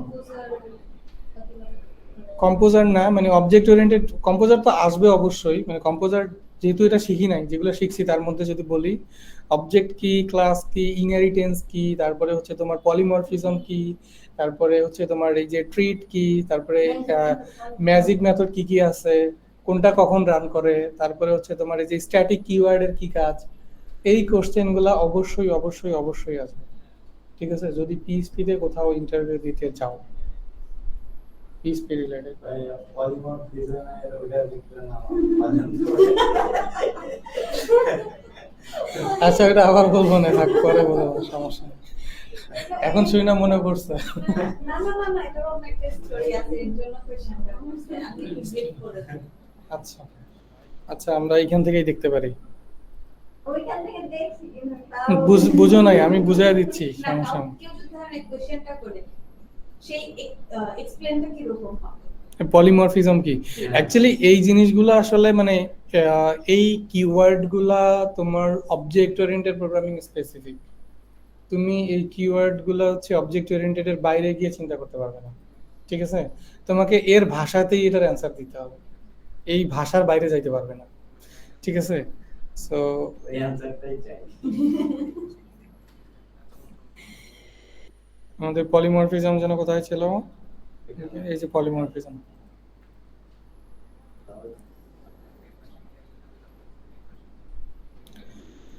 আচ্ছা, পলিমরফিজম আসলে জিনিসটা কিছুই না।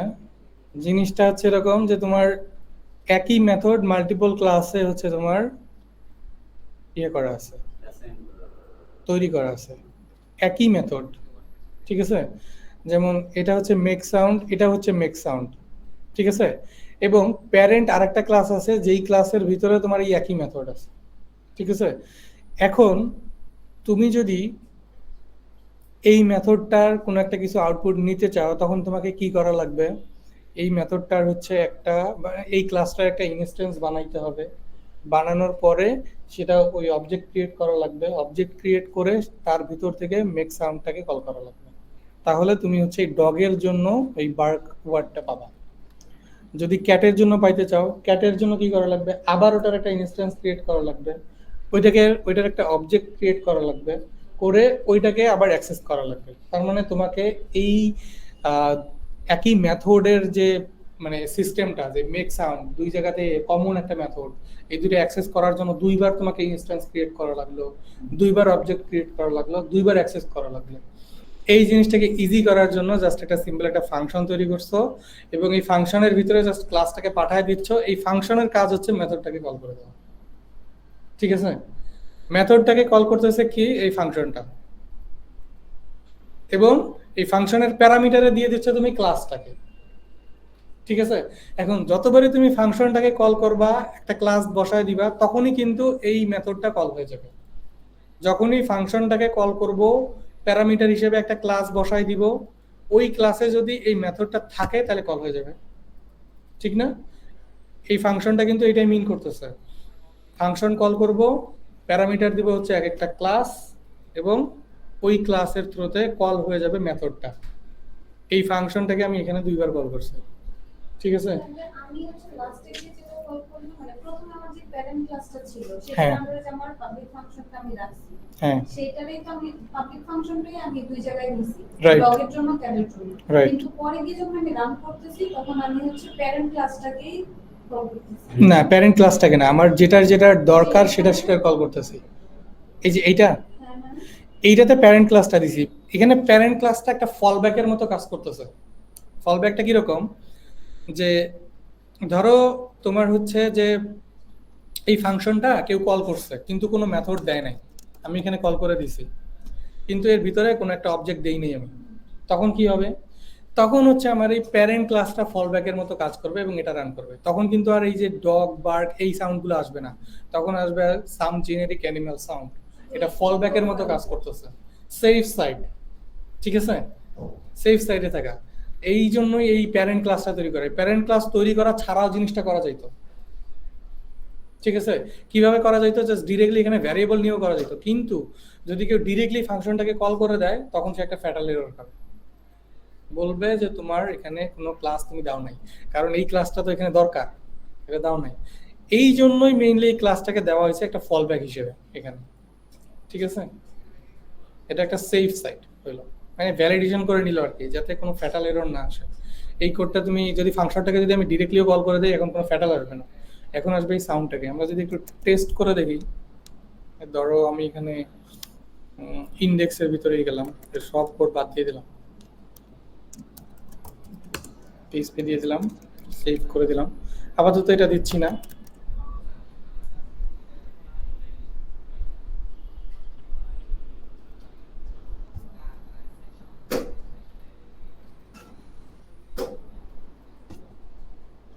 কোথায় গেল?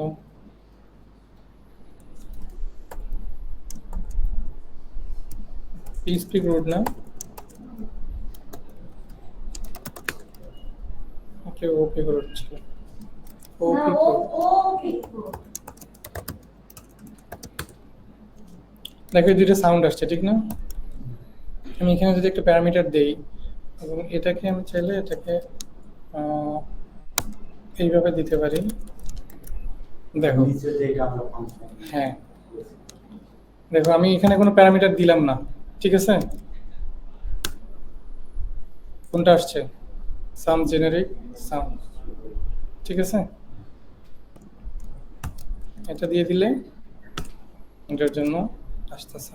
এটা জাস্ট হচ্ছে তোমার একটা সিনট্যাক্স আর কি, দ্যাটস ইট।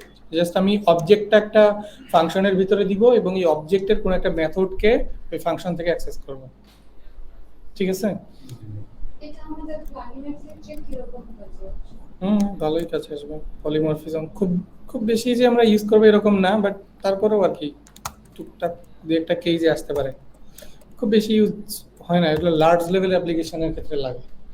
ওয়ার্ডপ্রেস প্লাগইনে এত বেশি কিছু দরকার হয় না। লার্জ লেভেল অ্যাপ্লিকেশন বলতে ধরো কোনো একটা ফুল একটা ই কমার্স সাইট করবা লারাভেল দিয়ে, ঠিক আছে, বা পিএইচপি দিয়ে করবা একটা ফুল একটা functional e commerce application with check out payment সব কিছু সহ, এবং পুরাটা তুমি অবজেক্ট ওরিয়েন্টেড দিয়েই সাজাইতে চাও, তখন তোমাকে এরকম অপটিমাইজ কোড লিখতে হবে। আমাদের প্লাগইনের ক্ষেত্রেও লিখতে হবে, বাট প্লাগইনের ক্ষেত্রে খুব বেশি ইউজ কেস আসে না। প্লাগইনে আমরা নর্মালি ইনহেরিটেন্স, তারপরে হচ্ছে মানে ওই পর্যন্তই সীমাবদ্ধ থেকে ইনহেরিটেন্স, আমার যে টপিকগুলো ছিল একটু দেখলে ভালো বলতে পারবো। প্লাগইনের জন্য আমাদের ধরো তোমার এখান থেকে ক্লাস এবং অবজেক্ট তো লাগবেই, কনস্ট্রাক্টর ডিস্ট্রাক্টর এগুলোও লাগবে, অ্যাক্সেস মডিফায়ারও লাগবে, ইনহেরিটেন্স অবশ্যই লাগবে, তারপরে হচ্ছে তোমার ইনক্যাপসুলেশন এটাও লাগবে, পলিমরফিজমটা বেশি ইম্পর্টেন্ট না, ট্রেইট অবশ্যই লাগবে, নেম স্পেসও অবশ্যই লাগবে। এটাই পলিমরফিজমটাই একটু এখান থেকে একটু উইক পার্ট আর কি বলা যায়, বাদ বাকি সবগুলো লাগবে আমাদের প্লাগইনের জন্য। বুঝাইতে পারছি? ওকে, আমি তো আজকে জাভাস্ক্রিপ্ট শুরু করতে চাইছিলাম, আমারও সময় খুবই কম। মানে হচ্ছে এই কোর্স শেষের জন্য আর কি। এখন আরো সময় কম পাবো। এগুলো উঠতেছে, এখন আরো কম পাবো। তোমাদের কত সময় দেওয়া হয়েছে? আবার হচ্ছে এদিকে ফিরোজ ভাই বলছে যে সর্বোচ্চ 2 মাসের মধ্যে বাকি মডেল বাসে শেষ করতে। প্লাগইনে তো শুরু করে নেই, জাভাস্ক্রিপ্ট গ্রহণ করবে, ইয়ে গ্রহণ করবে তোমার নাকে মুখে শুধু গেঁদে যাচ্ছে। না, তাহলে তো হইলো না। তোমরা যদি কাজ করতে না পারো তাহলে কেমনে হইলো? সেটা তো obvious। আপনি আপনার মতো শিখেন। আমি আমার ফ্লোতে যাইতে থাকবো, ঠিক আছে, এখন বাকিটা পরে দেখা যাবে। বাট ওই তোমার কথা শুনে তোমার ওই প্রোগ্রেস অনুযায়ী আগানো যাবে না, ঠিক আছে, তাহলে কিছুই বুঝবে না।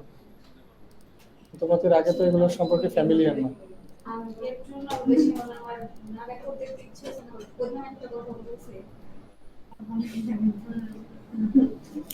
ইয়ের সাথে কথা বললো, তোমাদের অফিসের যে বস আছে তার সাথে কথা বললো। ইয়া ইয়া স্যার হচ্ছে আমাদের কাছে স্যার ফিরোজ ভাইয়ের কাছে। না, তোমরা তোমাদের প্রেফারেন্স বলতে পারো না। ঠিক আছে। এই জন্য তো খারাপ চলে যায়। নাম বলে চাকরি দেবে না।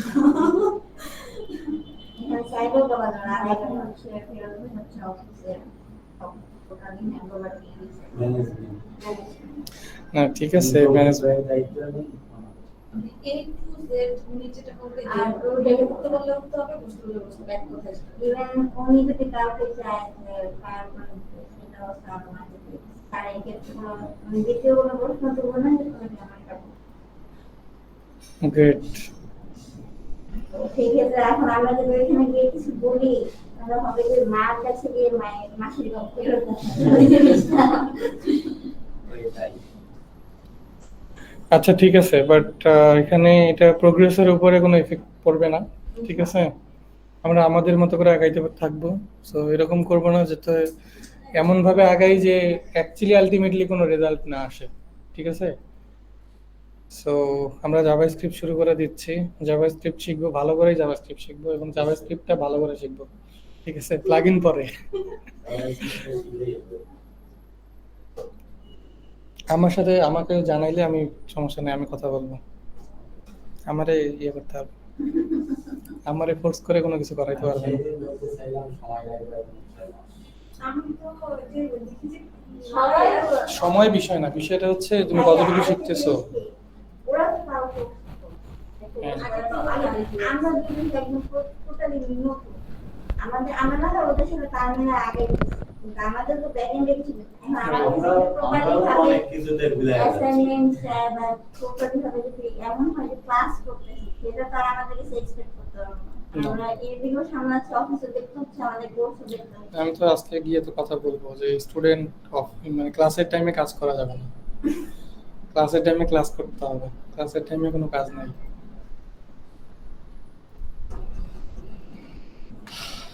ওকে, যাই হোক, উনি যেটা বললো যে হচ্ছে মানে এই flexibility দিতে হবে।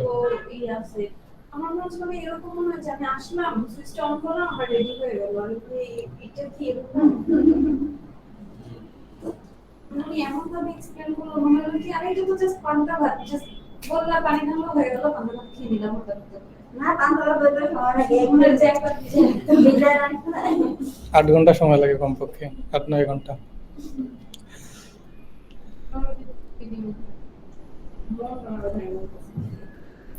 না না, এই মন ভাঙানো যাবে না, ক্লাস করতেই হবে, ঠিক আছে, এবং শিখতেই হবে। ইনশাআল্লাহ।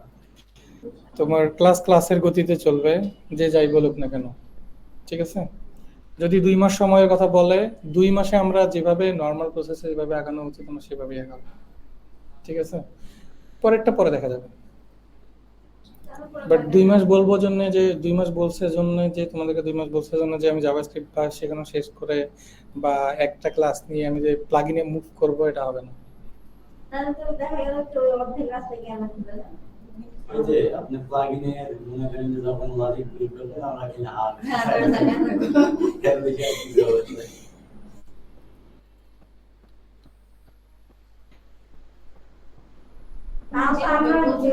দিনে 24 ঘন্টা না, সময় হচ্ছে 48 ঘন্টা, তোমাদের হাতে তো এক্সট্রা 24 ঘন্টা থাকে। তোমরা কি করো? তবে তোমাদের রেসপন্সিবিলিটি হচ্ছে বাসায় প্র্যাকটিস করা, ঠিক আছে। বাসায় প্র্যাকটিস না করে। হ্যাঁ, বাসায় তো প্র্যাকটিস হ্যাঁ করা যায় করা যায়। আপনি বাসায় যা যদি 1 ঘন্টা ধ্যান ওইটা অনেক মাইন্ড ফ্রেশ থাকে, আপনার কোনো প্রজেক্টের করা নাই, জাস্ট 1 ঘন্টা দিলে আপনি অনেক কিছু করতে পারবেন। বাসায় একটু টাইম দাও, তোমাদের কাছ থেকে আমার চাওয়া এতটুকুই, বাসায় টাইম দাও। আর অথরিটি কি বলতেছে না বলতেছে এগুলা আমি বুঝি না, ঠিক আছে। তোমরা হচ্ছে শুধু বাসায় টাইম দিবে, তাইলেই হবে। ক্লাস যতটুকু করাইতেছি ততটুকু দেখলেই হবে। আমি এগুলো আপনার এগুলো করছি, করে আবার দুইটা ভিডিও আবার 2বার পাশাপাশি থেকে দেখবা তাই কি হইলো কিভাবে হইলো। তাহলে মানে একবারে কাজ করেও ক্লিয়ার হচ্ছে না। এটা খুবই স্বাভাবিক। এখন কিন্তু আর ওই যে ওরা যে এতদিন বলতেছিল যে ওরা করছে, এখন কিন্তু আর ওরা করছে না, কারণ ওরা যেগুলা করছে ওগুলা পার হয়ে গেছে, ঠিক আছে। এখন ওরাও তোমাদের মতো। Congratulations. ঠিক আছে, দেখো এখন নাই, বুঝতে পারবে। আচ্ছা, জাভাস্ক্রিপ্ট সম্পর্কে জাস্ট একটু বেসিক ধারণা দিয়ে শেষ করে দিব আজকে। জাভাস্ক্রিপ্ট কি সেটা আমরা সবাই আগে থেকে ছোটবেলা থেকে জানি, ঠিক না? যখন ক্লাস 1 এ পড়ছি, কি পড়ছিল বলো তো? Class 1 এ বসলাম, তারপরে থাকি জাভাস্ক্রিপ্ট পড়ো নাই? জাপানিজরা পড়ে, ওদের বাচ্চাগুলো পড়ে। কোরিয়ান পড়ে। আমরা জাভাস্ক্রিপ্ট পড়ছি হলো আপনার ডিপ্লোমায়। ডিপ্লোমায় আসে। আমি তো এটাই জানতাম না যে কি সায়েন্স, কমার্স আর আর্টস ছাড়া আরেকটা সেক্টর আছে। আমি কিছু না। ডিপ্লোমা ডিপ্লোমা জানতাম না। আমি গেছিলাম যে মানে পলিটেকনিকে পড়লেও হচ্ছে যে ইঞ্জিনিয়ার হওয়া যায়, এটা জানতো না। অথচ এটা আমি ফাইন্ড আউট করে আমি নিজে এখানে নিজে স্বেচ্ছায় করতেছি। আমার বাপ জীবনও দিবে না, যুদ্ধ করে এক প্রকার আমাকে দেখো না মনে পড়ে যায়। সায়েন্সের স্টুডেন্ট হয়ে তুমি ডিপ্লোমা নিয়ে পড়ছো। আমি আমার মনে কষ্ট ছোট থেকে ভাবতাম যে ইঞ্জিনিয়ার কত পড়ালেখা করা লাগে। ইঞ্জিনিয়ার কিন্তু আসলেই অনেক পড়ালেখা করতে হয়। বিষয়টা হচ্ছে কি যে আমাদের দেশের কালচারের সাথে এটা অ্যাডাপ্ট হয়েছে কি যে ইঞ্জিনিয়ার মনে হয় শুধু কম্পিউটারে যে টুকটাক সফটওয়্যার ডেভেলপমেন্টের কাজ করে, বা হচ্ছে ফটোশপ, ইলাস্ট্রেটর, বা হচ্ছে ওই ভাইয়া মাঝে মধ্যে কিছু ইঞ্জিনিয়ার বেরোলো আছে কি আর কি নিয়ে পড়াশোনা করছো? আর্কিটেকচার। ও রাজমিস্ত্রি, তুমি তো রাজমিস্ত্রি। ইলেকট্রিক্যাল হলে কারেন্ট, সিভিল হলে ওই মিস্ত্রি। তো আমাদের দেশে প্রেক্ষাপটটা হচ্ছে হ্যাঁ, আমি আসলে ডিফারেন্সটা বলি একটু, বাইরের সাথে আমাদের দেশের ডিফারেন্সটা কিরকম। যে ধরো তুমি যখন কম্পিউটার সায়েন্সের কোনো একটা মানে কম্পিউটার সায়েন্স নিয়ে যখন পড়ো, সফটওয়্যার ইঞ্জিনিয়ার বা কম্পিউটার ইঞ্জিনিয়ার বলে, ঠিক আছে। বাইরের দেশের কম্পিউটার ইঞ্জিনিয়ার, বাংলাদেশের কম্পিউটার ইঞ্জিনিয়ার একরকম না, কারিকুলাম কিন্তু একই, কিন্তু আলটিমেটলি তোমার শেখার স্কোপ, তারপরে প্র্যাকটিক্যাল করার যে স্কোপগুলো সেগুলো আমাদের দেশে খুবই লিমিটেড। যেমন ধরো আমি সফটওয়্যার ইঞ্জিনিয়ারিং একটা এক্সাম্পল দিই। সফটওয়্যার ইঞ্জিনিয়ারিং এ অ্যাকচুয়ালি সফটওয়্যার ইঞ্জিনিয়ারিং শেখানো হয়, কিন্তু যখন সে মার্কেটে আসে তখন সে থিওরিটিক্যাল মানে ওই প্র্যাকটিক্যাল সে যে থিওরিগুলো পড়ছে সেই থিওরিগুলো অ্যাপ্লাই করার জন্য যে এনভায়রনমেন্ট সেটা পায় না। সে শুধুমাত্র নির্দিষ্ট ওই সফটওয়্যার ডেভেলপমেন্ট পর্যন্তই সীমাবদ্ধ থাকে। ডেভেলপমেন্ট কিরকম, ধরো টুকটাক একটা প্লাগইন তৈরি করা বা হচ্ছে তোমার একটা লারাভেল দিয়ে একটা প্রজেক্ট তৈরি করা, এগুলা কিন্তু ডেভেলপমেন্টের পার্ট, এগুলো কিন্তু ইঞ্জিনিয়ারিং এর পার্ট না। ঠিক আছে, ইঞ্জিনিয়ারিং এর যত কিছু জানা দরকার ইঞ্জিনিয়ারিং করার জন্য সেই জিনিসগুলো কিন্তু সে আগে আগে থেকে জানছে, কিন্তু সে এই ইমপ্লিমেন্টেশনটাতে গিয়ে ঝামেলায় পড়ছে। কারণ আমাদের বাংলাদেশে ওই জিনিসগুলো নিয়ে কাজ হয় না, খুবই কম হয়। এখন রিসেন্টলি বাড়তেছে, কিন্তু এতদিন পর্যন্ত যেটা ছিল ইঞ্জিনিয়ারিং নিয়ে তেমন কোনো কাজ ছিল না, ইঞ্জিনিয়ারিং এর পার্ট নিয়ে তেমন কাজ ছিল না, জাস্ট ডেভেলপমেন্ট পর্যন্ত সীমাবদ্ধ ছিল। ইঞ্জিনিয়ারিং কখন আসে, যখন ধরো একটা সফটওয়্যার মিলিয়ন মিলিয়ন মানুষ ইউজার করে, মানে ব্যবহার করে, যেমন ফেসবুক এট এ টাইম ধরো প্রায় মানে কয়েক কোটি মানুষ এট এ টাইম ফেসবুকে অ্যাক্টিভ আছে। আমরা লারাভেল দিয়ে যদি একটা প্রজেক্ট বানাই, এটা কি 1 কোটি মানুষ ইউজ করতে পারবে? ডাউন খেয়ে যাবে না? 40-50 হাজার মানুষ একসাথে ভিজিট করলেই তো, এই যে গতকালকে এসএসসি রেজাল্ট দিছে, ওয়েবসাইটে কি ঢুকতে পারছে কি? হ্যাঁ, ট্রেনের টিকিট, এই যে এসএসসি এর যে রেজাল্ট গুলো দেয়, এগুলা এইখানেই আসলে ইঞ্জিনিয়ারিংটা লাগে, যে তোমার একটা ওয়েবসাইট কেন ডাউন হবে। ডাউন হওয়ানো যাবে না, রেজাল্ট মানুষ দেখবেই। এট এ টাইম তোমার হচ্ছে ওই 1 লাখ মানুষ, 2 লাখ, 10 লাখ, 20 লাখ মানুষ ভিজিট করবেই। সফটওয়্যারের ক্যাপাবিলিটিটাও ওই রকম হইতে হবে। যখনই তুমি ওই কাজগুলা করতে যাবে তখনই আসবে তোমার ইঞ্জিনিয়ারিং। তাহলে বোঝো এখন একটা সরকারি একটা ওয়েবসাইটের ইঞ্জিনিয়ারিং করা নাই, তুমি আর কোই ইঞ্জিনিয়ারিং করতে চাও? বাংলাদেশের একটা ওয়েব পোর্টালও মানে কোনো টাকা ঠিকমতো নাই। অথচ ওরা যে বাজেট গুলা দেয়, এই বাজেট দিয়ে কিন্তু নিশ্চিন্তে কয়েকটা সাইট এরকম তৈরি করা সম্ভব। ঠিক আছে, ওই মাঝখানের কিছু লোকজন আছে যারা যে একটাই ছিল এরকম যে আমাদের যে প্রাইম মিনিস্টার সে হচ্ছে একটা দিল, তো পুরোটা দিছে, তার নিচে যে আছে সে আবার এখান থেকে ড্রপ করে দিছে, তার নিচে সে আবার ড্রপ করেছে, এরকম ড্রপ করতে পাবলিক পোর্টাল দিলে না এখন করতেছে। এই হচ্ছে বিষয়। বাইরের ভার্সিটি যেগুলা ভার্সিটি ঠিকানা হয়, এই যে আমাদের কোম্পানিতে বাচ্চাদের সেগুলা দেশে ঠিকানা সেগুলো হয় না। দেখি না, ওদের এখানে যে ওরা ক্লাস করতেছে বাচ্চাগুলা, এখন বাইরে ফোন শিখতেছে ওরা। লজিক বিল্ড করতেছে। ওরা শিখতেছে, এটা- গেম বানাচ্ছে নিজেরা, সেই গেম আবার ওরা নিজেরা বন্ধুরা মিলে খেলতেছে। আর আমরা এখন গেম কি, আমরা তো গেমের 8 বছরের একটা ছেলে না, ওই যে একটা কি জানি তৈরি করছিলাম, দেখছিলাম। এরকম অনেকেই আছে। বাইরের দেশে ডিপ্লোমাটাকে অনেক মূল্য দেওয়া হয়। ওদের নট অনলি ডিপ্লোমা, ওদের ভার্সিটি লাইফেও হিউজ পরিমাণে প্র্যাকটিক্যাল থাকে। 70% শুধু, practical, হ্যাঁ। 30% ওদের হচ্ছে কারিকুলাম অ্যাক্টিভিটিস গুলোতে বেশি মানে মূল্য দেওয়া হয়। আমাদের দেশে তো কারিকুলাম অ্যাক্টিভিটিস হয় না, কি করে এগুলো? এগুলো কি? না না, মানে আমি তো এখন হচ্ছে তোমার জার্মানের এগুলোতে ইনভলভ না। এখানে দেখি যে মানে ওদের থাকে যেটা যে আমার স্কিল পারসন লাগে, তার হচ্ছে সিজিপিএ কি আছে ডাজন্ট ম্যাটার, রাইট। সে কাজ কিরকম পারে, সে কমিউনিকেটিভ কিরকম পারে, মানে এই সব ব্যাপারগুলো তোরা ফোকাস দেয়। ওরা যদি স্কিল পারসন না পায়, সারা জীবন ওদের ওই সিট খালি থাকবে, লোক নিবে না, বাট তার ওইরকম পারসনই লাগবে। এর জন্য ওরা ওই কারণ দিকগুলোতে ওরা focus ওরা দেয়। হচ্ছে যোগ্য নিতে চায় না, মানে যোগ্যতা আছে যাদের তাদেরকে নিতে চায়। আমরা কি আজকে এটা শুরু করবো? তাই শুরু করব। একটু 2-1 লাইন হইলেও বলতে হবে এই জিনিসটা। What is JavaScript? Why learn it? JavaScript is a programming language to use add interactivity and logic to the web pages. এই কথাটা পুরাপুরি সত্য না, আংশিক সত্য। আগে সত্য ছিল, কিন্তু এখন আর সত্য না। এখানে বলা হয়েছে জাভাস্ক্রিপ্ট একটা প্রোগ্রামিং ল্যাঙ্গুয়েজ, যেটা হচ্ছে ইন্টারঅ্যাক্টিভিটি যুক্ত করার জন্য, ওয়েবে ইন্টারঅ্যাক্টিভিটি যুক্ত করার জন্য আমরা ব্যবহার করি। বাট রিসেন্টলি জাভাস্ক্রিপ্ট এখন তোমরা সবাই জানো এটা সার্ভারেও রান করানো যায়। ঠিক আছে, ওয়েবের বাইরে যেমন নোড.js দিয়ে রান করানো যায়। ঠিক আছে, সো আমাদের কাজটা হচ্ছে ইন্টারঅ্যাক্টিভিটি যুক্ত করা আপাতত। ওকে, কারণ আমরা হচ্ছে জাভাস্ক্রিপ্ট দিয়ে সার্ভার তৈরি করতেছি না, আমরা সার্ভার বানাইতেছি পিএইচপি দিয়ে। আমরা জাভাস্ক্রিপ্টটা শুধু ইন্টারঅ্যাক্টিভিটির জন্যই অ্যাড করব। ঠিক আছে, ডিজাইন এবং কিছু ইউজার এন্ডের কিছু লজিক টজিক এই টাইপের জিনিসপত্র, অ্যানিমেশন এই টাইপের জিনিসপত্র। সো এটা কিসের সাথে কাজ করে? HTML CSS এবং জাভাস্ক্রিপ্ট বিহেভিয়ার, এটা তো নর্মাল। হোয়াই লার্ন জাভাস্ক্রিপ্ট, এটা প্রথম কথা হচ্ছে এটা ব্রাউজারে রান করে, ঠিক না? আমরা যদি এখানে যাই এবং এখানে আমরা কিন্তু কনসোলের ভিতরে ডিরেক্টলি জাভাস্ক্রিপ্ট লিখতে পারি। এখানে ধরো আমি কিছু একটা লিখলাম, যে একটা ফাংশন আছে অ্যালার্ট, এটাকে যদি লিখে যদি রান করি, দেখো একটা অ্যালার্ট শো করছে। দেখতে সুন্দর লাগতেছে না? কিউট একটা অ্যালার্ট। ভিডিও থেকে বুঝি আপনি। ঠিক আছে, সো তার মানে আমরা কিন্তু কনসোলেই কিন্তু জাভাস্ক্রিপ্ট লিখতে পারতেছি। ঠিক আছে, এটা কনসোলটাকে ক্লিয়ার করে দেই এইখানেই। ঠিক আছে, এখানে আবার একটা অ্যালার্ট লিখি, অ্যালার্ট লিখতে অনেক ভালো লাগে আমার। ঠিক আছে, ওকে, এরপরে কি আছে সেটা হচ্ছে যে এটা বুঝলাম যে জাভাস্ক্রিপ্ট কোথায় রান করে, ব্রাউজারে।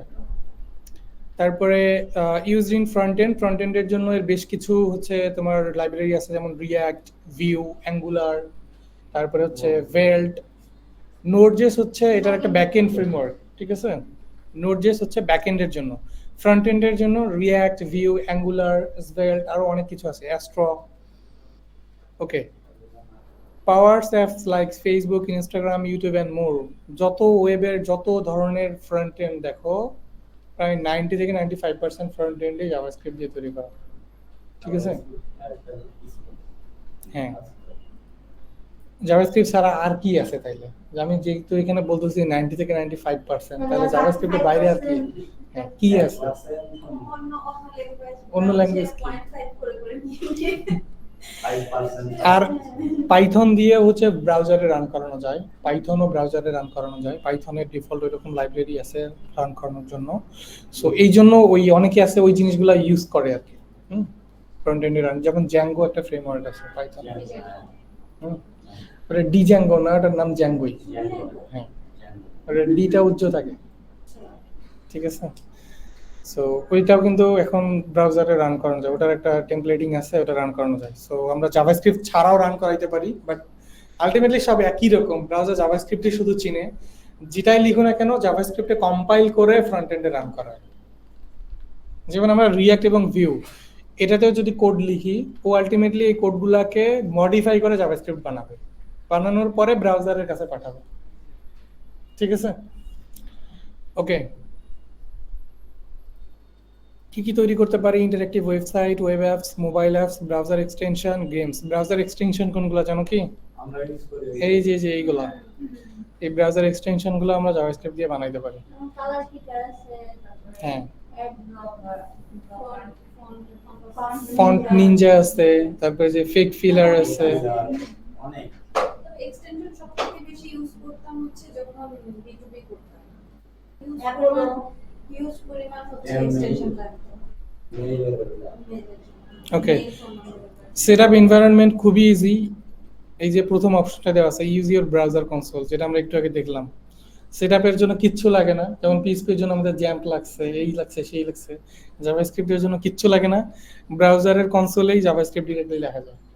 ঠিক আছে, পরে এটা আমি সেভ ফাইল পাবো কোথায়? এটা আমাকে তো আবার ওইটার জন্য তো ইয়েতে যাইতে হবে, কোড এডিটরে যাইতে হবে, বাট লেখা যায় এইখানে, এটাই হচ্ছে কথা। অপশন 2 হচ্ছে, ওকে, অপশন 2 হচ্ছে অনলাইন এডিটর ইউজ করতে পারি চাইলে, jsfields.net, তারপরে কোডপ্যান, তারপরে playcode.io, এরকম অনেক আছে। তারপরে হচ্ছে তোমার অবশ্যই আমরা তো এই কোড এডিটরে তো লিখতেই পারি, কোড এডিটরে লিখলে এটা কিভাবে রান করতে হয় সেটাও দেখবো একটু পরেই। ওকে, দ্যাটস ইট। এটা হচ্ছে জাভাস্ক্রিপ্ট এবং জাভাস্ক্রিপ্টের সংজ্ঞা। আমরা যদি একটু দেখি, আমরা একটা কোড এডিটরে একটু রান করে দেখবো। এটার জন্য একবার হুম, তারা স্কুলের জন্য একবারে সবকিছু ভিন্ন। হ্যাঁ, সবই ভিন্ন হবে। এই যে আমি ডিরেক্টরি আলাদা করে ফেলছি জাভাস্ক্রিপ্টের জন্য।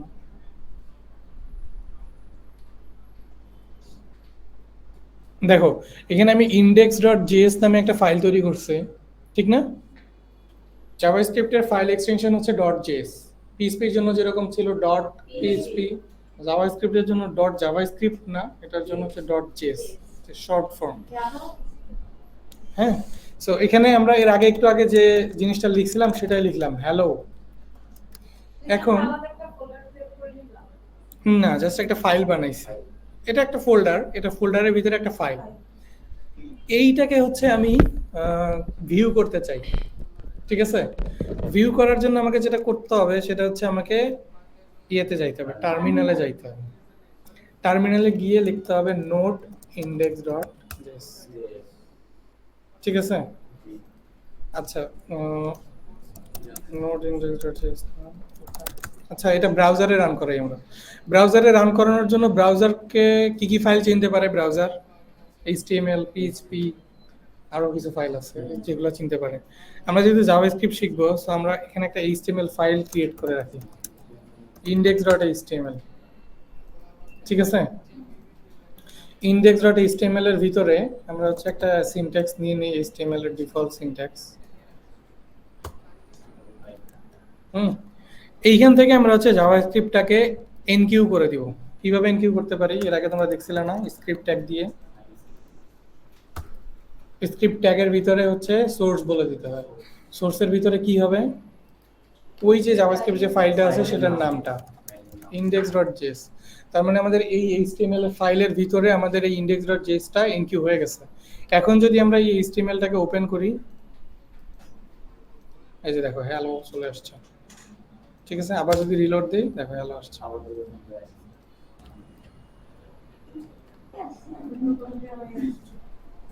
এখন যদি আমি এখান থেকে অন্য কিছু একটা দেই, ধরো হ্যালো ওয়ার্ল্ড দিয়ে দিলাম। এখন যদি আমি এই যে রিলোড দেওয়া লাগতেছে না, রিলোড না দেওয়া লাগার কারণ আমি লাইভ সার্ভার দিয়ে ওপেন করছি। ঠিক আছে, এটা অটো রিলোড নিয়ে নেয় চেঞ্জ হইলে। দেখো আমার কিন্তু অ্যালার্ট শো করতেছে। ঠিক আছে, আমরা যেটা করছি একটা HTML ফাইল বানাইছি, এখান থেকে জাভাস্ক্রিপ্টটাকে এনকিউ করে দিছি এবং এই জাভাস্ক্রিপ্টের ভিতরে আমরা অনেক কিছু লিখতেছি। যদি আমরা ইনস্পেক্টের ভিতরে যে একটু আগে যেটা দেখলাম যে কনসোলে যদি কোনো একটা কিছু দিতে চাই, সেটার জন্য আমরা যেটা করতে পারি, এখানে লিখতে পারি হচ্ছে console.log। ঠিক আছে, এটার ভিতরে যদি কিছু একটা দেই, ধরো হ্যালো ওয়ার্ল্ড, এটার কথাই বলছিলাম আমি আপনাকে একদিন। এইখানে দেখো হ্যালো ওয়ার্ল্ড চলে আসছে। ঠিক আছে, আমি যদি অন্য কিছু একটা চেঞ্জ করে দেই, যেটা দিব এখানে সেটাই আসবে। এটা শুধু এইখানে প্রিন্ট করার জন্য। এখন বলতে পারো এইখানে প্রিন্ট করে কি লাভ? এটা তো আর কোনো ইউজার দেখতে পারবে না। এটা হচ্ছে ডিবাগিং এর জন্য, তোমার দেখার জন্য। তুমি যখন কোড করতে থাকবা, কোথায় কি কি ভ্যালু পাইতেছো না পাইতেছো এটা চেক করার জন্য, রাইট? প্রিন্টের ক্ষেত্রে যেরকম ডাই করে ডাম্প করে দেই, ভ্যালুটা আসতেছে কিনা, কি ভ্যালু আসতেছে, এই জিনিসগুলো চেক করার জন্য কনসোল। ঠিক আছে, সো অনেক সময় এরর শো করানোর জন্য কনসোল ইউজ করি। যে ধরো কোনো একটা জায়গাতে রিকোয়েস্ট সেন্ড করছে, কিন্তু ওটা রেসপন্সে কি আসবে আমি জানি না, ওটা কাস্টমারও বুঝবে না, কিন্তু পরে আমাকে এটা ডিবাগ করা লাগতে পারে। এর জন্য কনসোলে প্রিন্ট করে রাখি, যদি কখনো কোনো একজন ক্লায়েন্ট আসে বলে যে এখানে কাজ করতেছে না, আমরা কনসোল চেক করে দেখতে পারি এখানে কোনো এরর পাইছে কিনা। ঠিক আছে, সো তাহলে আমরা দুইভাবে জাভাস্ক্রিপ্টের কোনো একটা ভ্যালুকে প্রিন্ট করা শিখলাম, অ্যালার্ট আর হচ্ছে কি কনসোল। অ্যালার্ট আসবে, কনসোল। প্রথমে কিন্তু অ্যালার্ট আসবে, যেমন ধরো এখানে কোনো একটা ভ্যালু চেঞ্জ করলাম, হ্যালো ওয়ার্ল্ড, এবং হচ্ছে এখানে হচ্ছে একটা কনসোল আছে।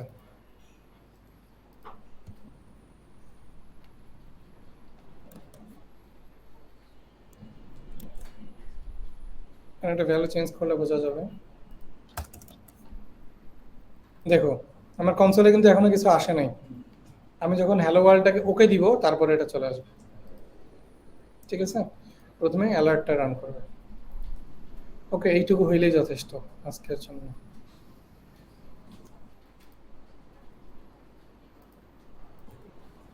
এটাকে গিটে পুশ করে দিব। ঠিক আছে, নেক্সট দিন তাহলে আমরা কালকে ক্লাস করতেছি ইনশাল্লাহ জাভাস্ক্রিপ্টের। অ্যাকচুয়ালি জাভাস্ক্রিপ্টে তোমরা মডেলগুলো দেখে নিতে পারো, এগুলো অলমোস্ট সিমিলার পিএইচপির মতো। হ্যাঁ, কোথায় থেকে পিএইচপির মতো বলতেছি, আরে কই গেল এটা? এখানে দেখো কি কি আছে, variable and data type. Variable and data type, variable এবং ডাটা টাইপ কি আমরা পিএইচপি তে শিখছি? ভ্যারিয়েবল এবং ডাটা টাইপ আমরা পিএইচপি তেও শিখছি, জাভাস্ক্রিপ্টেও শিখবো, কিন্তু জাভাস্ক্রিপ্টে দুই একটা জায়গাতে ডিফারেন্স থাকবে, এর বেশি কিছু না। তারপরে অপারেটর এন্ড এক্সপ্রেশন, এটাও পিএইচপি তে শিখছি। তারপরে কন্ডিশনাল স্টেটমেন্ট, এটাও পিএইচপি তে শিখছি। তারপরে সুইচ কেস এন্ড লুপস, এটাও পিএইচপি তে শিখছি।